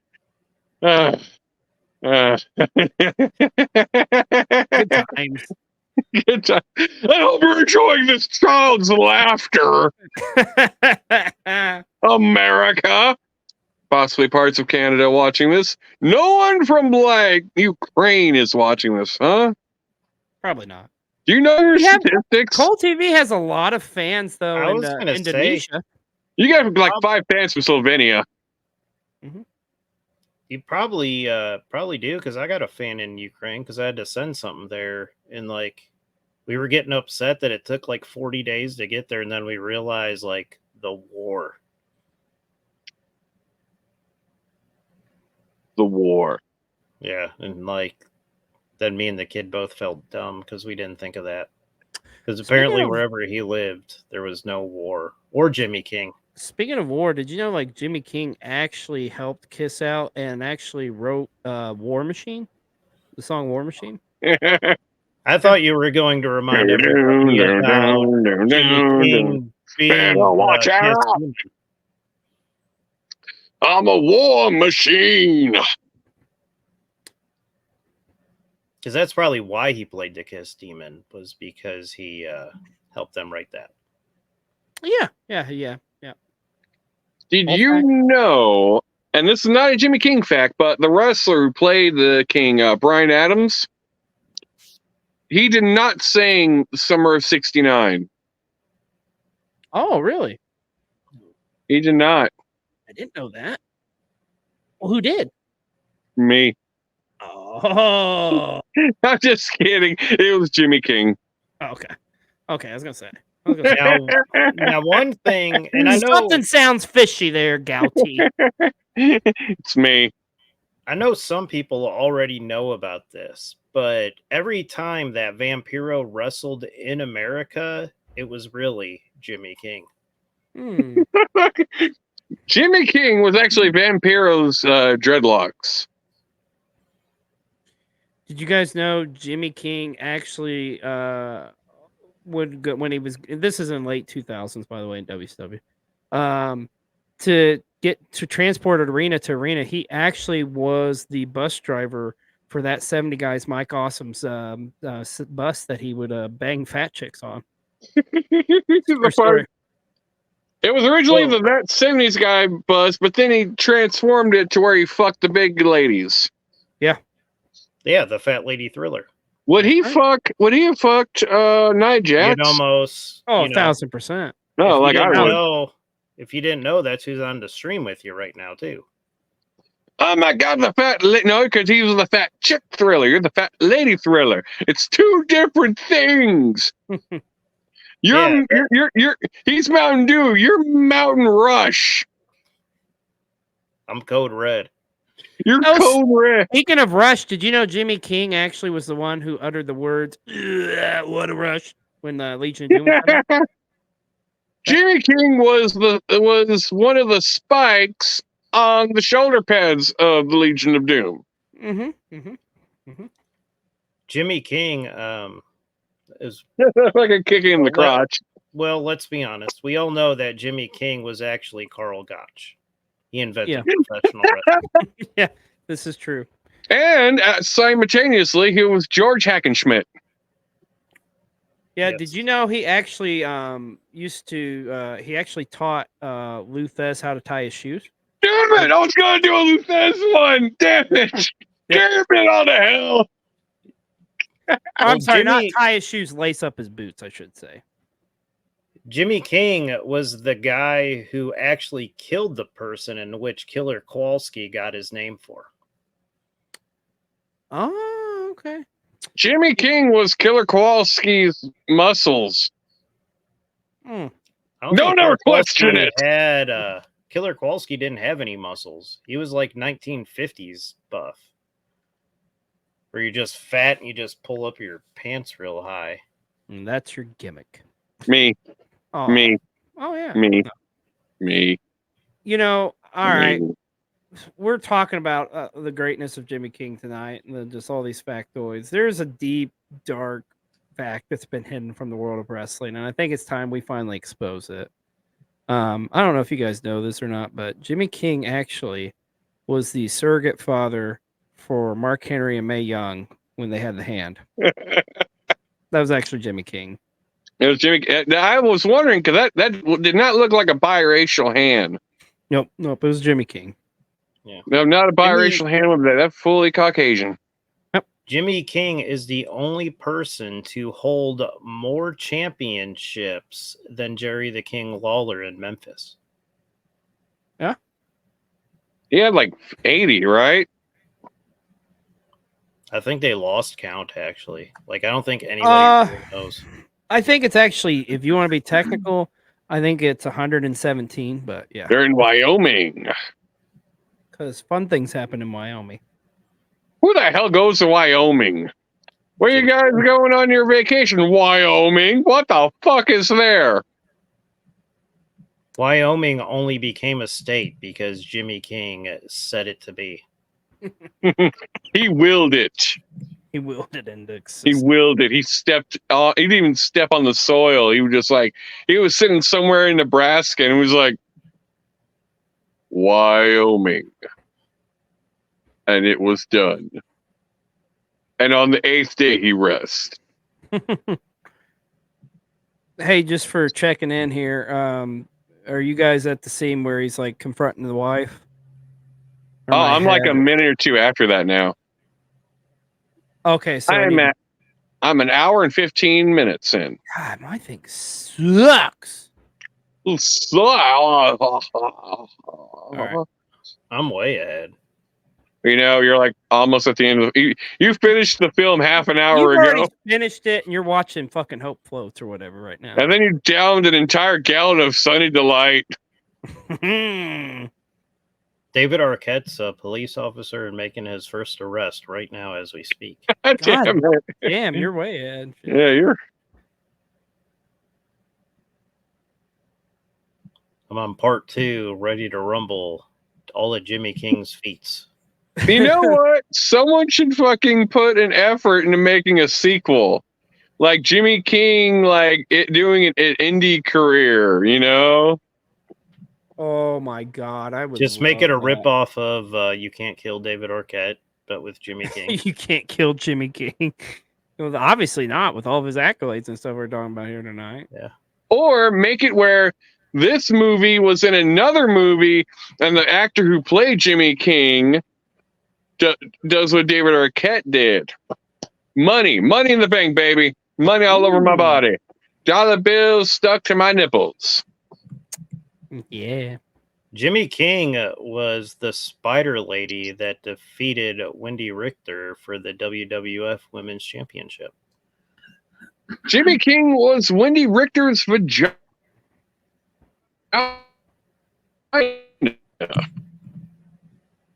Don't question it. It was written in the Bible. Oh, okay. Okay. Jimmy King wrote the Bible. Jimmy King is the Bible. Here, I'll face the opposite direction of my TV. Hello, wall. Where are you guys Ernest at right scared now? stupid phone. They're doing the tryouts. Okay. So this woman, are we supposed to believe her boobs have pubic hair? Yes. I don't know about this woman. I'm looking at a jar of antacids. I'm looking at a guy singing Oklahoma. I'm gonna turn my head now.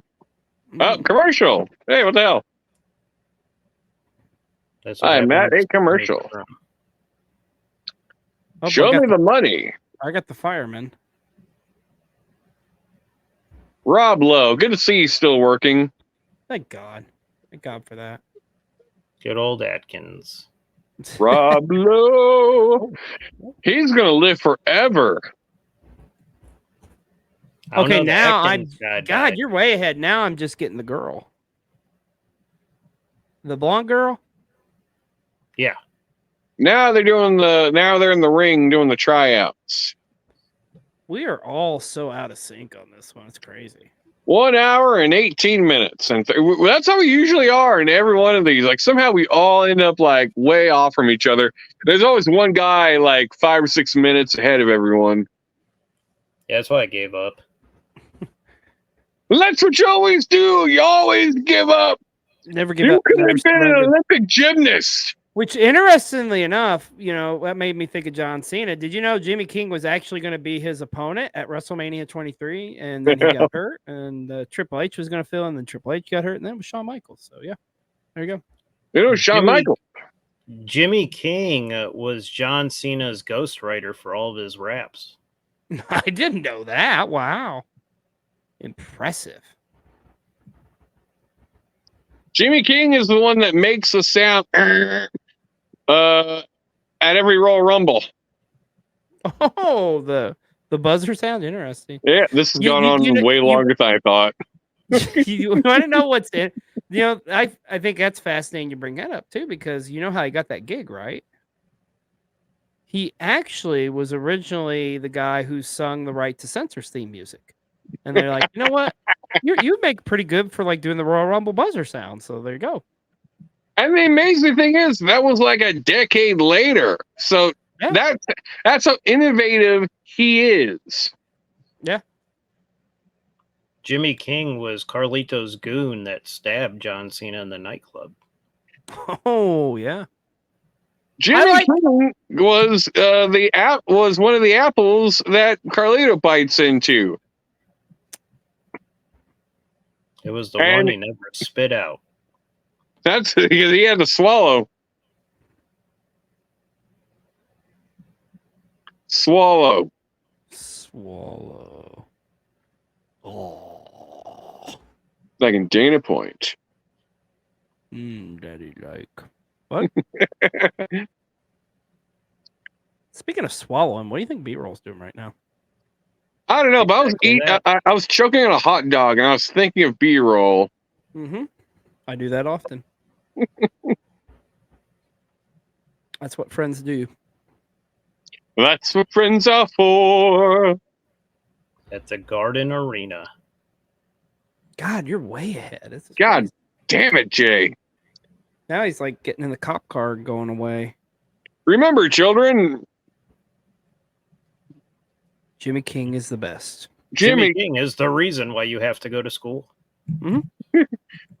Jimmy King invented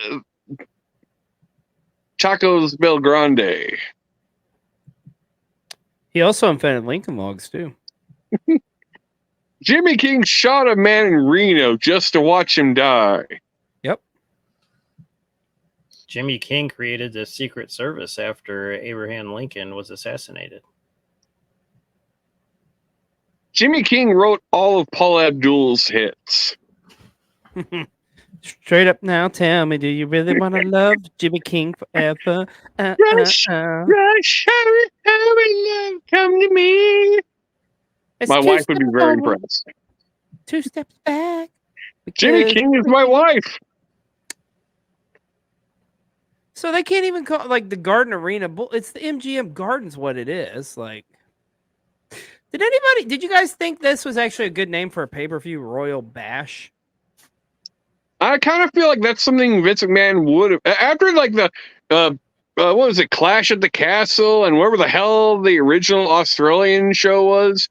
I'm like, it just sounds like something Vince McMahon would have called a foreign pay-per-view. What the fuck was that one called? Oh, Aussie's Butt Fuck Down Under. That's what it was called. Butt Fuck Down. It was something like such a terrible, like generic 80s name that had no thought put into it whatsoever. Mm-hmm. What they need to do is bring back Great Balls of Fire. Ah, such a great pay-per-view. It's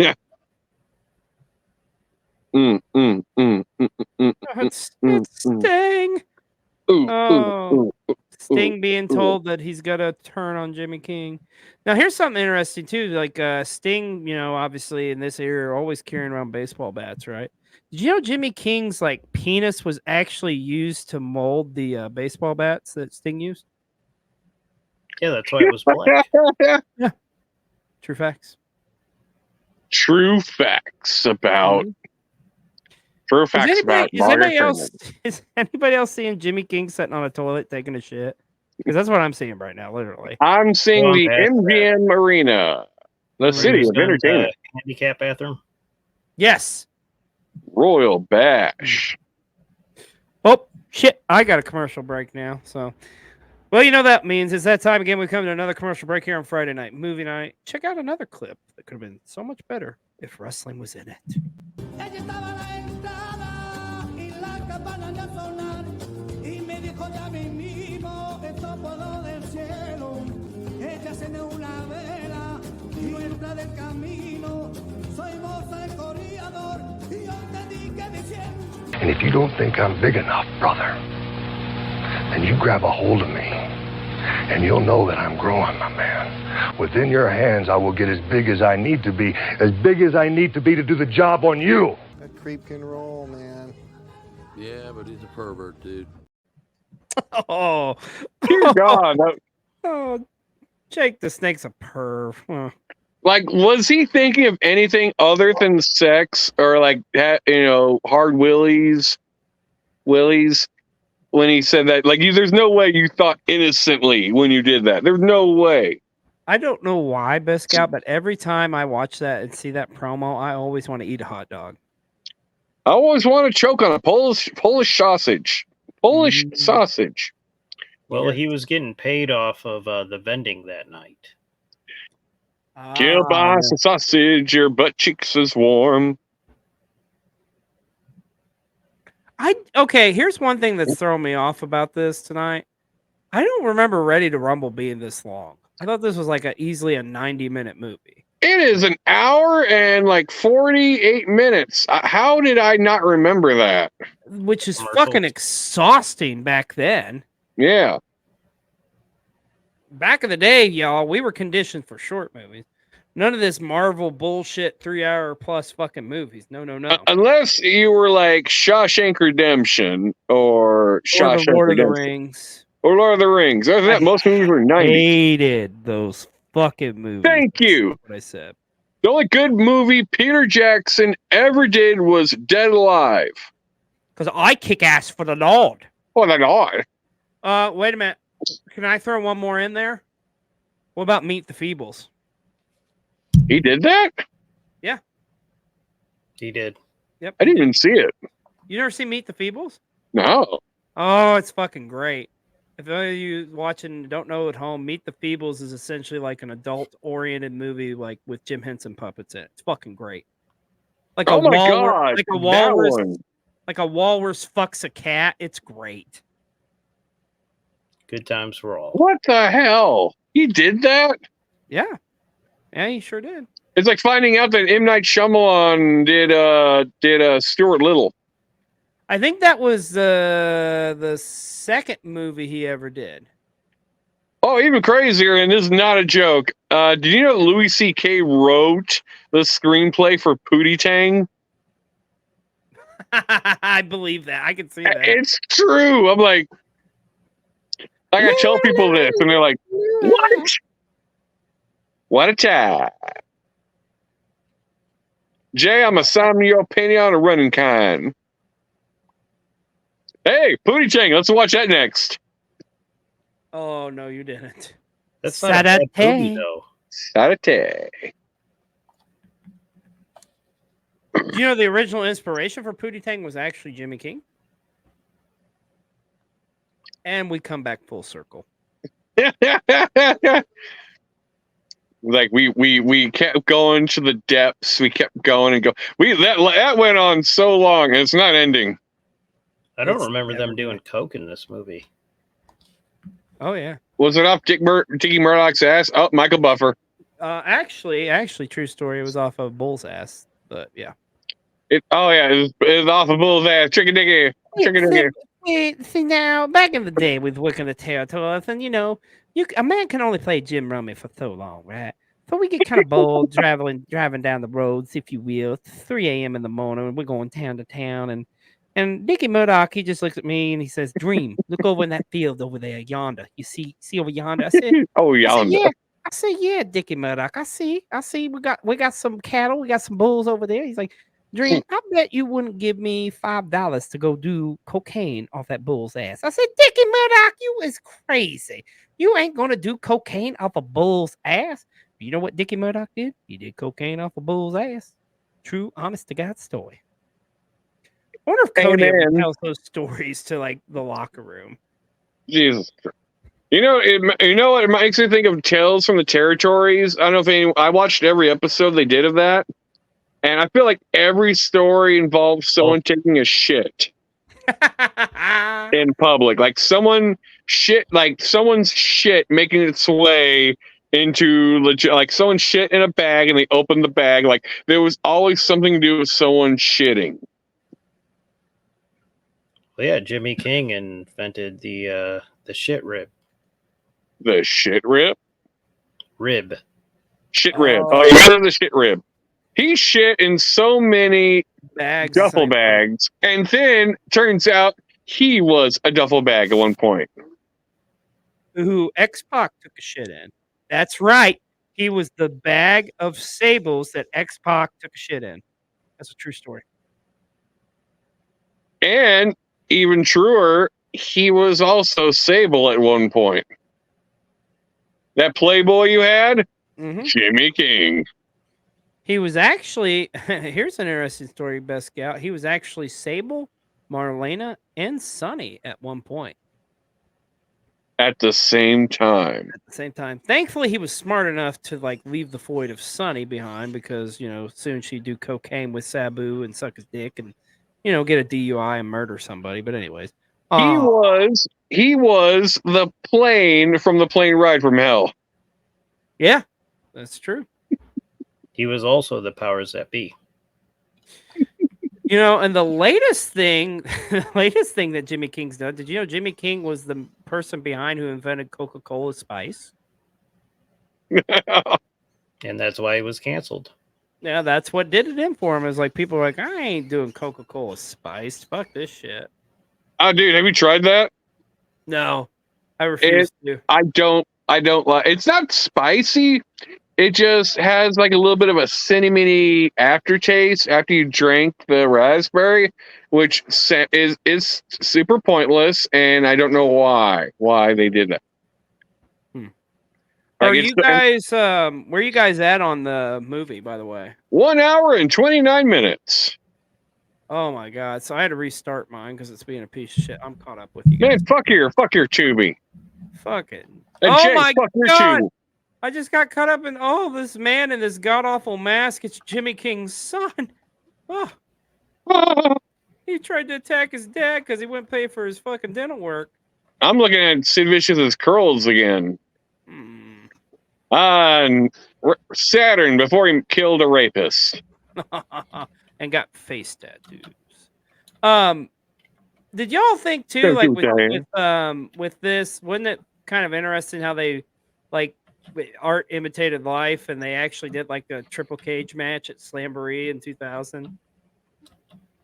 Yes. Because essentially, for long-time wrestling historians, this was like the original concept behind this. It was like the Tower of Doom, essentially, is what this match was. You're talking about the one with fucking Hulk Hogan went through like 3 levels, and straight up and down. Yeah, and then like he led him to the ring because like the whole triple cage thing was like away from the ring.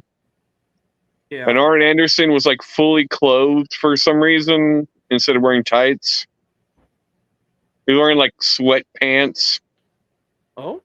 And he had his piece on him too, right? Yeah, it was like they're going against it was Hulk Hogan against the Dungeon of Doom and the 4 Horsemen, and he beat all of them because he's Hulk Hogan, LOL. Well, it was Hogan and the Macho Man, wasn't it? Oh, Hogan and Macho Man, I'm sorry. Against the alliance to end Hulkamania. Thank you. God awful. They brought back Seuss for some reason. The late great Tommy Lister. He's from Arkansas. I did not know that. It was Z Gangsta, not Zeus. Z Gangsta. And the ultimate solution. Did you know, in fact, actually Jimmy King was the ultimate solution? Well, he was a solution for everything. You know what else can be the solution to everything as well, Best Scout? What? Lutrum foot spray. That's right. Lutrum foot spray can remedy so many things. Like, isn't that right, Jay? Oh, yes. It could cure cancer, cure world hunger, and also erectile dysfunction. Yes. And if you yell threesome at your local pharmacy, you could get 2 for the price of 1. It cures albinoism. Oh, interesting. They're still proving that. That's not 100%. We can't stand by that last statement. Ooh, petroleum jelly. No, it will destroy all the albino people on planet Earth. I can't believe you brought that out. Krampus, I believe, is coming now. Oh no! Oh no! Don't look into the light, Jay. Don't fucking do it. Don't pull a B-roll and go into the light. No, we miss you. Save Jay's sweet virginal butthole. We gotta do something about this Krampus problem, Guest Scout. Like And seriously, their sweet virginal buttholes. their buttholes are like they're so prime for being assaulted. The only way that we can save their buttholes is through Jimmy King. Because Jimmy King is our savior. Oh. He is the best. Oh. Jay, what are you doing, Jay? Are you still there? I feel like you're calling the Krampus because I feel like he's getting closer. Oh god, let's not even say his name. If we say it It again, was really crazy because whatever Best Scout was singing, the way it was cutting in and out, like it sounded like it had an echoing effect. Oh, man, I feel like a woman. It's Stig. Oh god, Krampus got Jay. Fuck. I think we're gonna have to finish this one out, bro. You and me, man. You and me. Let's do it, Thelma. Yeah, I got you, Louise. Well, I'm still not used to it. Young Tony Schiavone.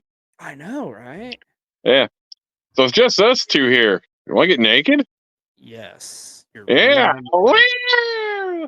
Cause I feel like a woman. Oh, ad break coming up. I love you, Sting. I love you. Do you think like this match in the movie was better than the match in Slamboree 2000 with David Arquette, Jeff Jarrett, and DDP? This is way more taller. This was way more funny. Yeah. Yeah. No, the one Slamboree was funnier. Yeah. Remember when like Canyon got thrown off and everybody thought like Canyon was dead pretty much? Oh God. Which interesting. This is a real real factoid here. He was actually the stunt double for Jimmy King in this, or Oliver Platt. Really? Yeah. All the wrestling stuff. If you look close enough, it's Canyon. Oh shit. Yep. Because who better than Canyon? Who better than Canyon? Wait, that's who better? Jimmy King. Who better than Canyon? Bada bing, bada boom, bada bang. The Jersey Triad. Oh, wait a minute. I gotta pause it so you can catch up because I just saw DDP get thrown through like 3 cages. Oh, he's about to do that any second now. He just punched Jimmy King. He punched Jimmy King again. They're on the top of the 3. Uppercut. Oh no! Oh! Crown him! Is he gonna crown his ass? Is he gonna? I'll crown your ass. Crown your ass. Body slam.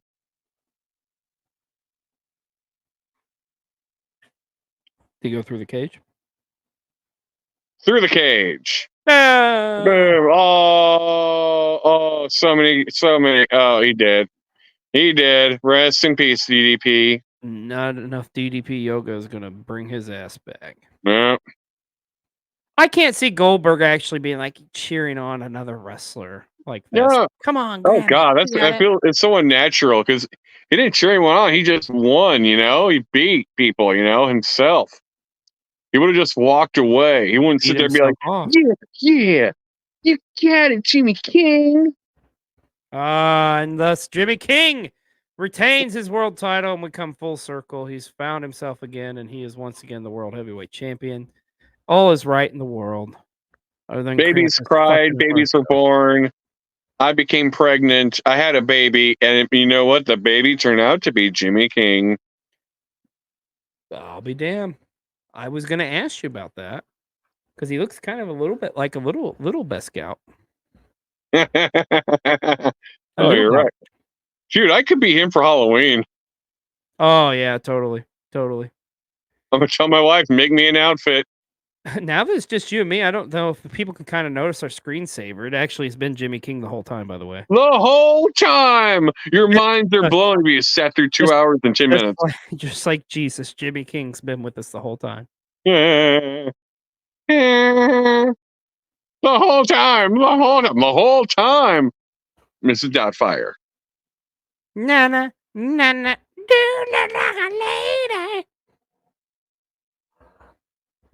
Luck me a woman tonight. Yeah, that's in that movie too. Knock me a lady tonight. Make me a woman. Oh, I'm so happy. God, people are like, aren't you watching Rated Rebel? No, we're now watching Miss Doubtfire. Oh God, Tigress. Her name is Tigress. Ah, yes, so many. So gorgeous. Gorgeous, I tell you. Goldberg coming over celebrating, in actuality, he'd be like knocking his fucking ass out. Oh yeah, but like Booker T is like just shows up at the end of this too. He's like, I'm relevant. I'm relevant. Shit, this whole movie he just pops up at the end. The nasal thing. Yeah, why did he always wear that? I always was wondering. I don't know, like you can't breathe through your nose, bro. Like, yeah, what's up with that? Well, without it, he'd be like, I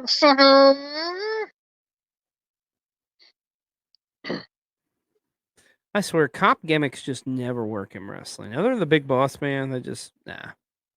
Who else had a cop one?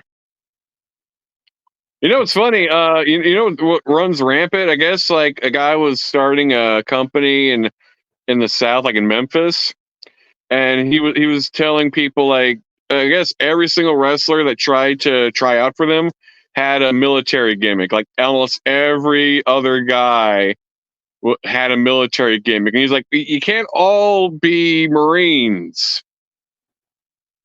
GI Bro, GI Joe, GI Bro, GI Ho, GI Ho. Was that actually a thing? That logo does kind of look like it. I do see what he says now. I did catch the magazine logo there. Yeah. By the way, like I said earlier, and it still is true, the loading thing has been on my screen the entire time I've been watching this movie. Yeah. I'm getting a new TV. I need to get a new one. And you know what you should do, Best Scout, when you get that new TV? Yeah. You should watch Ready to Rumble. Ready to Rumble! And you should get a new TV. And you should watch Ready to Rumble. And you should watch it with us. Wait, they're already doing that. Oh, yeah, that's true. Yeah. You're not wrong. Oh, and we all happily go off on like a big giant Humvee Jeep or something. Humvee Jeep with Che. And of course, Martin Landau is in the back with the Nitro Girls in a hot tub, like, because it's 2000. Good Lord. That is maybe the greatest ending of a movie I've ever seen. We all fucked happily ever after. He fucked up and down the place. Directed by Brian Robbins. And yeah, we got some bloopers here at the end, which is fun. Bloopers are always fun. Glare coming off that dome of yours. Squirrel nuts. I can't believe I didn't realize that was Frank Zappa's kid. I did not know that. Yeah, I know. I'm so happy I'm the one who chimed in with that. I like that blooper they just showed where like Jimmy King actually punches Macho Man. He's like, yeah, oh, shit, I'm sorry. You know, Savage is probably like, I don't give a fuck. I haven't felt pain in 30 years. He's like, but if you were Hulk Hogan, he'd be like, fuck you. Be a man, Hulk. I'm gonna put a rap album out. Yeah. Look, man, can you imagine what Macho Man would have said years later when he found out that Hulk Hogan is a total racist? Like, I told you so, brother. We got no sign of fucking Macho Man being racist. Macho Man loved everybody. He loved everyone. Mm-hmm. Mm-hmm. I'm sure his like browser history has everything in there. Hentai porn, 2 Girls, 1 Cup. Good God. He actually watched that and enjoyed it. Ass and Glass, everything you can think of. Ass and Glass. But is that what Darby Allin experienced the other day? That only 10 times worse. 10 times worse. Yeah, Good God. that tells you anything. Fucking dick kick. Now humanity. That's my favorite line of the entire movie. And that was Ready to Rumble. That was Ready to Rumble. Well, unfortunately, Jay and B-Roll couldn't finish with us because of the day of Krampus. We gotta do something about Krampus next time. We gotta fight Krampus to the death in a triple steel cage. I think that it would be very called for, my friend. So make me a triple steel cage now. Let's do it. Let's make it happen.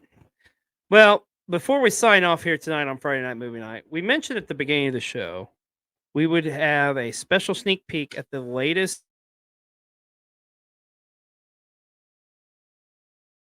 Oh, you're out. You're out, buddy. Can't hear you. Can you hear me now? Yes. Sorry, Reggie literally was jumping up on my table here. So. Reggie! He's excited because he wants to see this footage. So here we go. We got the next great wrestling biopic that's coming out. You ready for this, Best Scout? Hallmark Movie Channel, in association with Lutrim Foot Spray, presents the next great American story. What a match you had with Motley. Yep. Probably the hardest match I ever had in my life. But I don't like it when things aren't going my way. Motley Cruz, you turn the tables on me. You turn the tables in a wrong way. You got me mad now. I've stood around. I've listened to everything you had to say. I did everything necessary. But when you turn around and you backstab me one way or another, and you cheat me out of what's rightfully mine, that's when I get angry. Now I'm the one doing the challenging. I'm issuing a challenge to you, Motley Cruz. Get in the ring with me.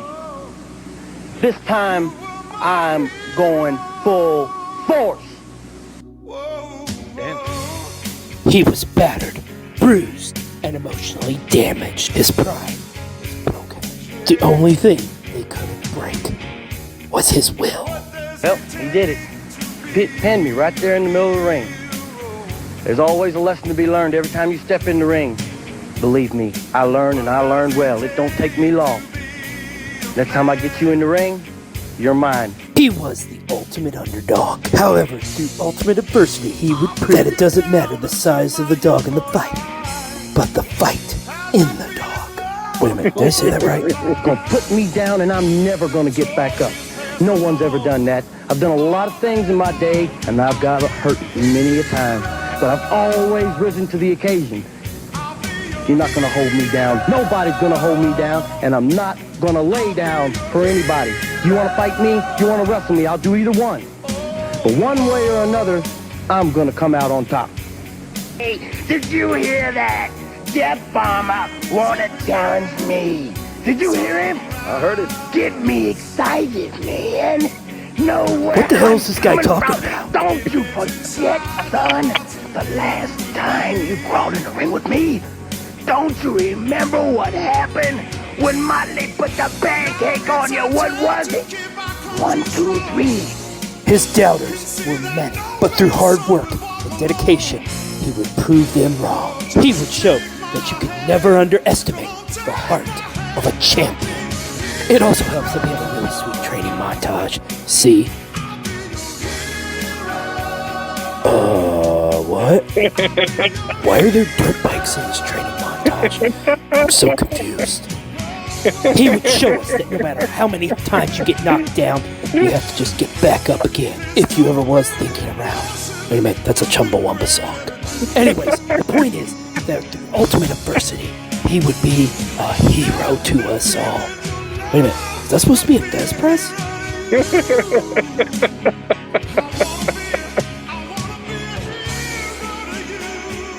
His story is one of the greatest American stories ever told. His legend will live on forever, and he will forever be in our hearts. Hallmark Movie Channel presents the Lutrum Foot Spray Film of the Week. Yep, the Jeff Farmer story. Yep. So I'm still confused. Is it your dog that's in the fight, or is it my dog? Or wait a minute, why do these dogs have to be fighting? God damn, that looks great. I can't wait to see that. Oh, man. I love like you turn around and stab me in the back. Like, wait, what? Huh? When I get down, I never get back up. What? What? He was literally singing a Chumbawamba song before Chumbawamba was even around. I'm just saying. Man, innovative. God, was he like another Jimmy King? I think he is in a parallel universe. Yes. And now he's got a movie coming out on the Hallmark Channel. I cannot wait. You know, that Lutrum Foot Spray, man, it's so good. This is such good stuff. And they have a movie every week on the Hallmark Movie Channel, which does my heart good. And I'm so excited. I hope they get more wrestling-based movies. Maybe they're going to do a biography on the Goon, T.L. Hopper. There's so many other wrestlers they could do a movie on, you know? Yeah. Jimmy King, obviously. Jimmy King, obviously, actually, like a real movie. Jimmy King, you would have to do like a mini series or something on, you know? Yeah. Same thing with Bastion Booger. Oh yeah, 1,000% agreed. So. With multiple seasons. Yeah. Well, speaking of seasons, we are on season 2, or no, season 2 for Friday Night Movie Night. Season 3 for Cole TV. A lot going on, Best Scout. So. My. Yeah, you are. Well, we've come to the close here of Friday Night Movie Night, my friend. What a night it was. Unfortunately, we lost our friends once again to that goddamn Krampus. We're gonna figure. Damn, you know what? It's their fault for having such sweet buttholes. Yeah, I mean, we gotta put kind of the blame on them too, because I mean, they're like blinded by the light, so to speak, with Krampus. So yeah, I mean, they're mystified and hypnotized. I don't know. Hopefully, we can get our friends back someday. Best Scout, do you have any closing words for our audience tonight? People, if you need to just release yourselves from this mortal plane, if you want to levitate, you want to get to that next level of being, you need to follow Best Gout Machine on every single platform, and also subscribe to Cole TV. Also subscribe to me. I'm also on YouTube, and I will make babies with you. Don't take me out of here. I'm gonna last forever on here. I am immortal. Yeah, you are, and so is Friday Night Movie Night. Well, folks, thanks for joining us tonight. And we'll see you next month on a new episode of Friday Night Movie Night. I'm Xlj the Og with Best Gout. My clothes changed. Gout? XLJ? B-roll? Do I hear? Not again. Ha-ha! I told you I would get you again! Krampus, I knew you'd get me somehow. But this way? And it will never stop until you guess my secret identity! Fun fact, did you know Jimmy King was actually the originator of Krampus? Oh no! How'd you guess? No! I will get you, Friday Night Movie Night Queen!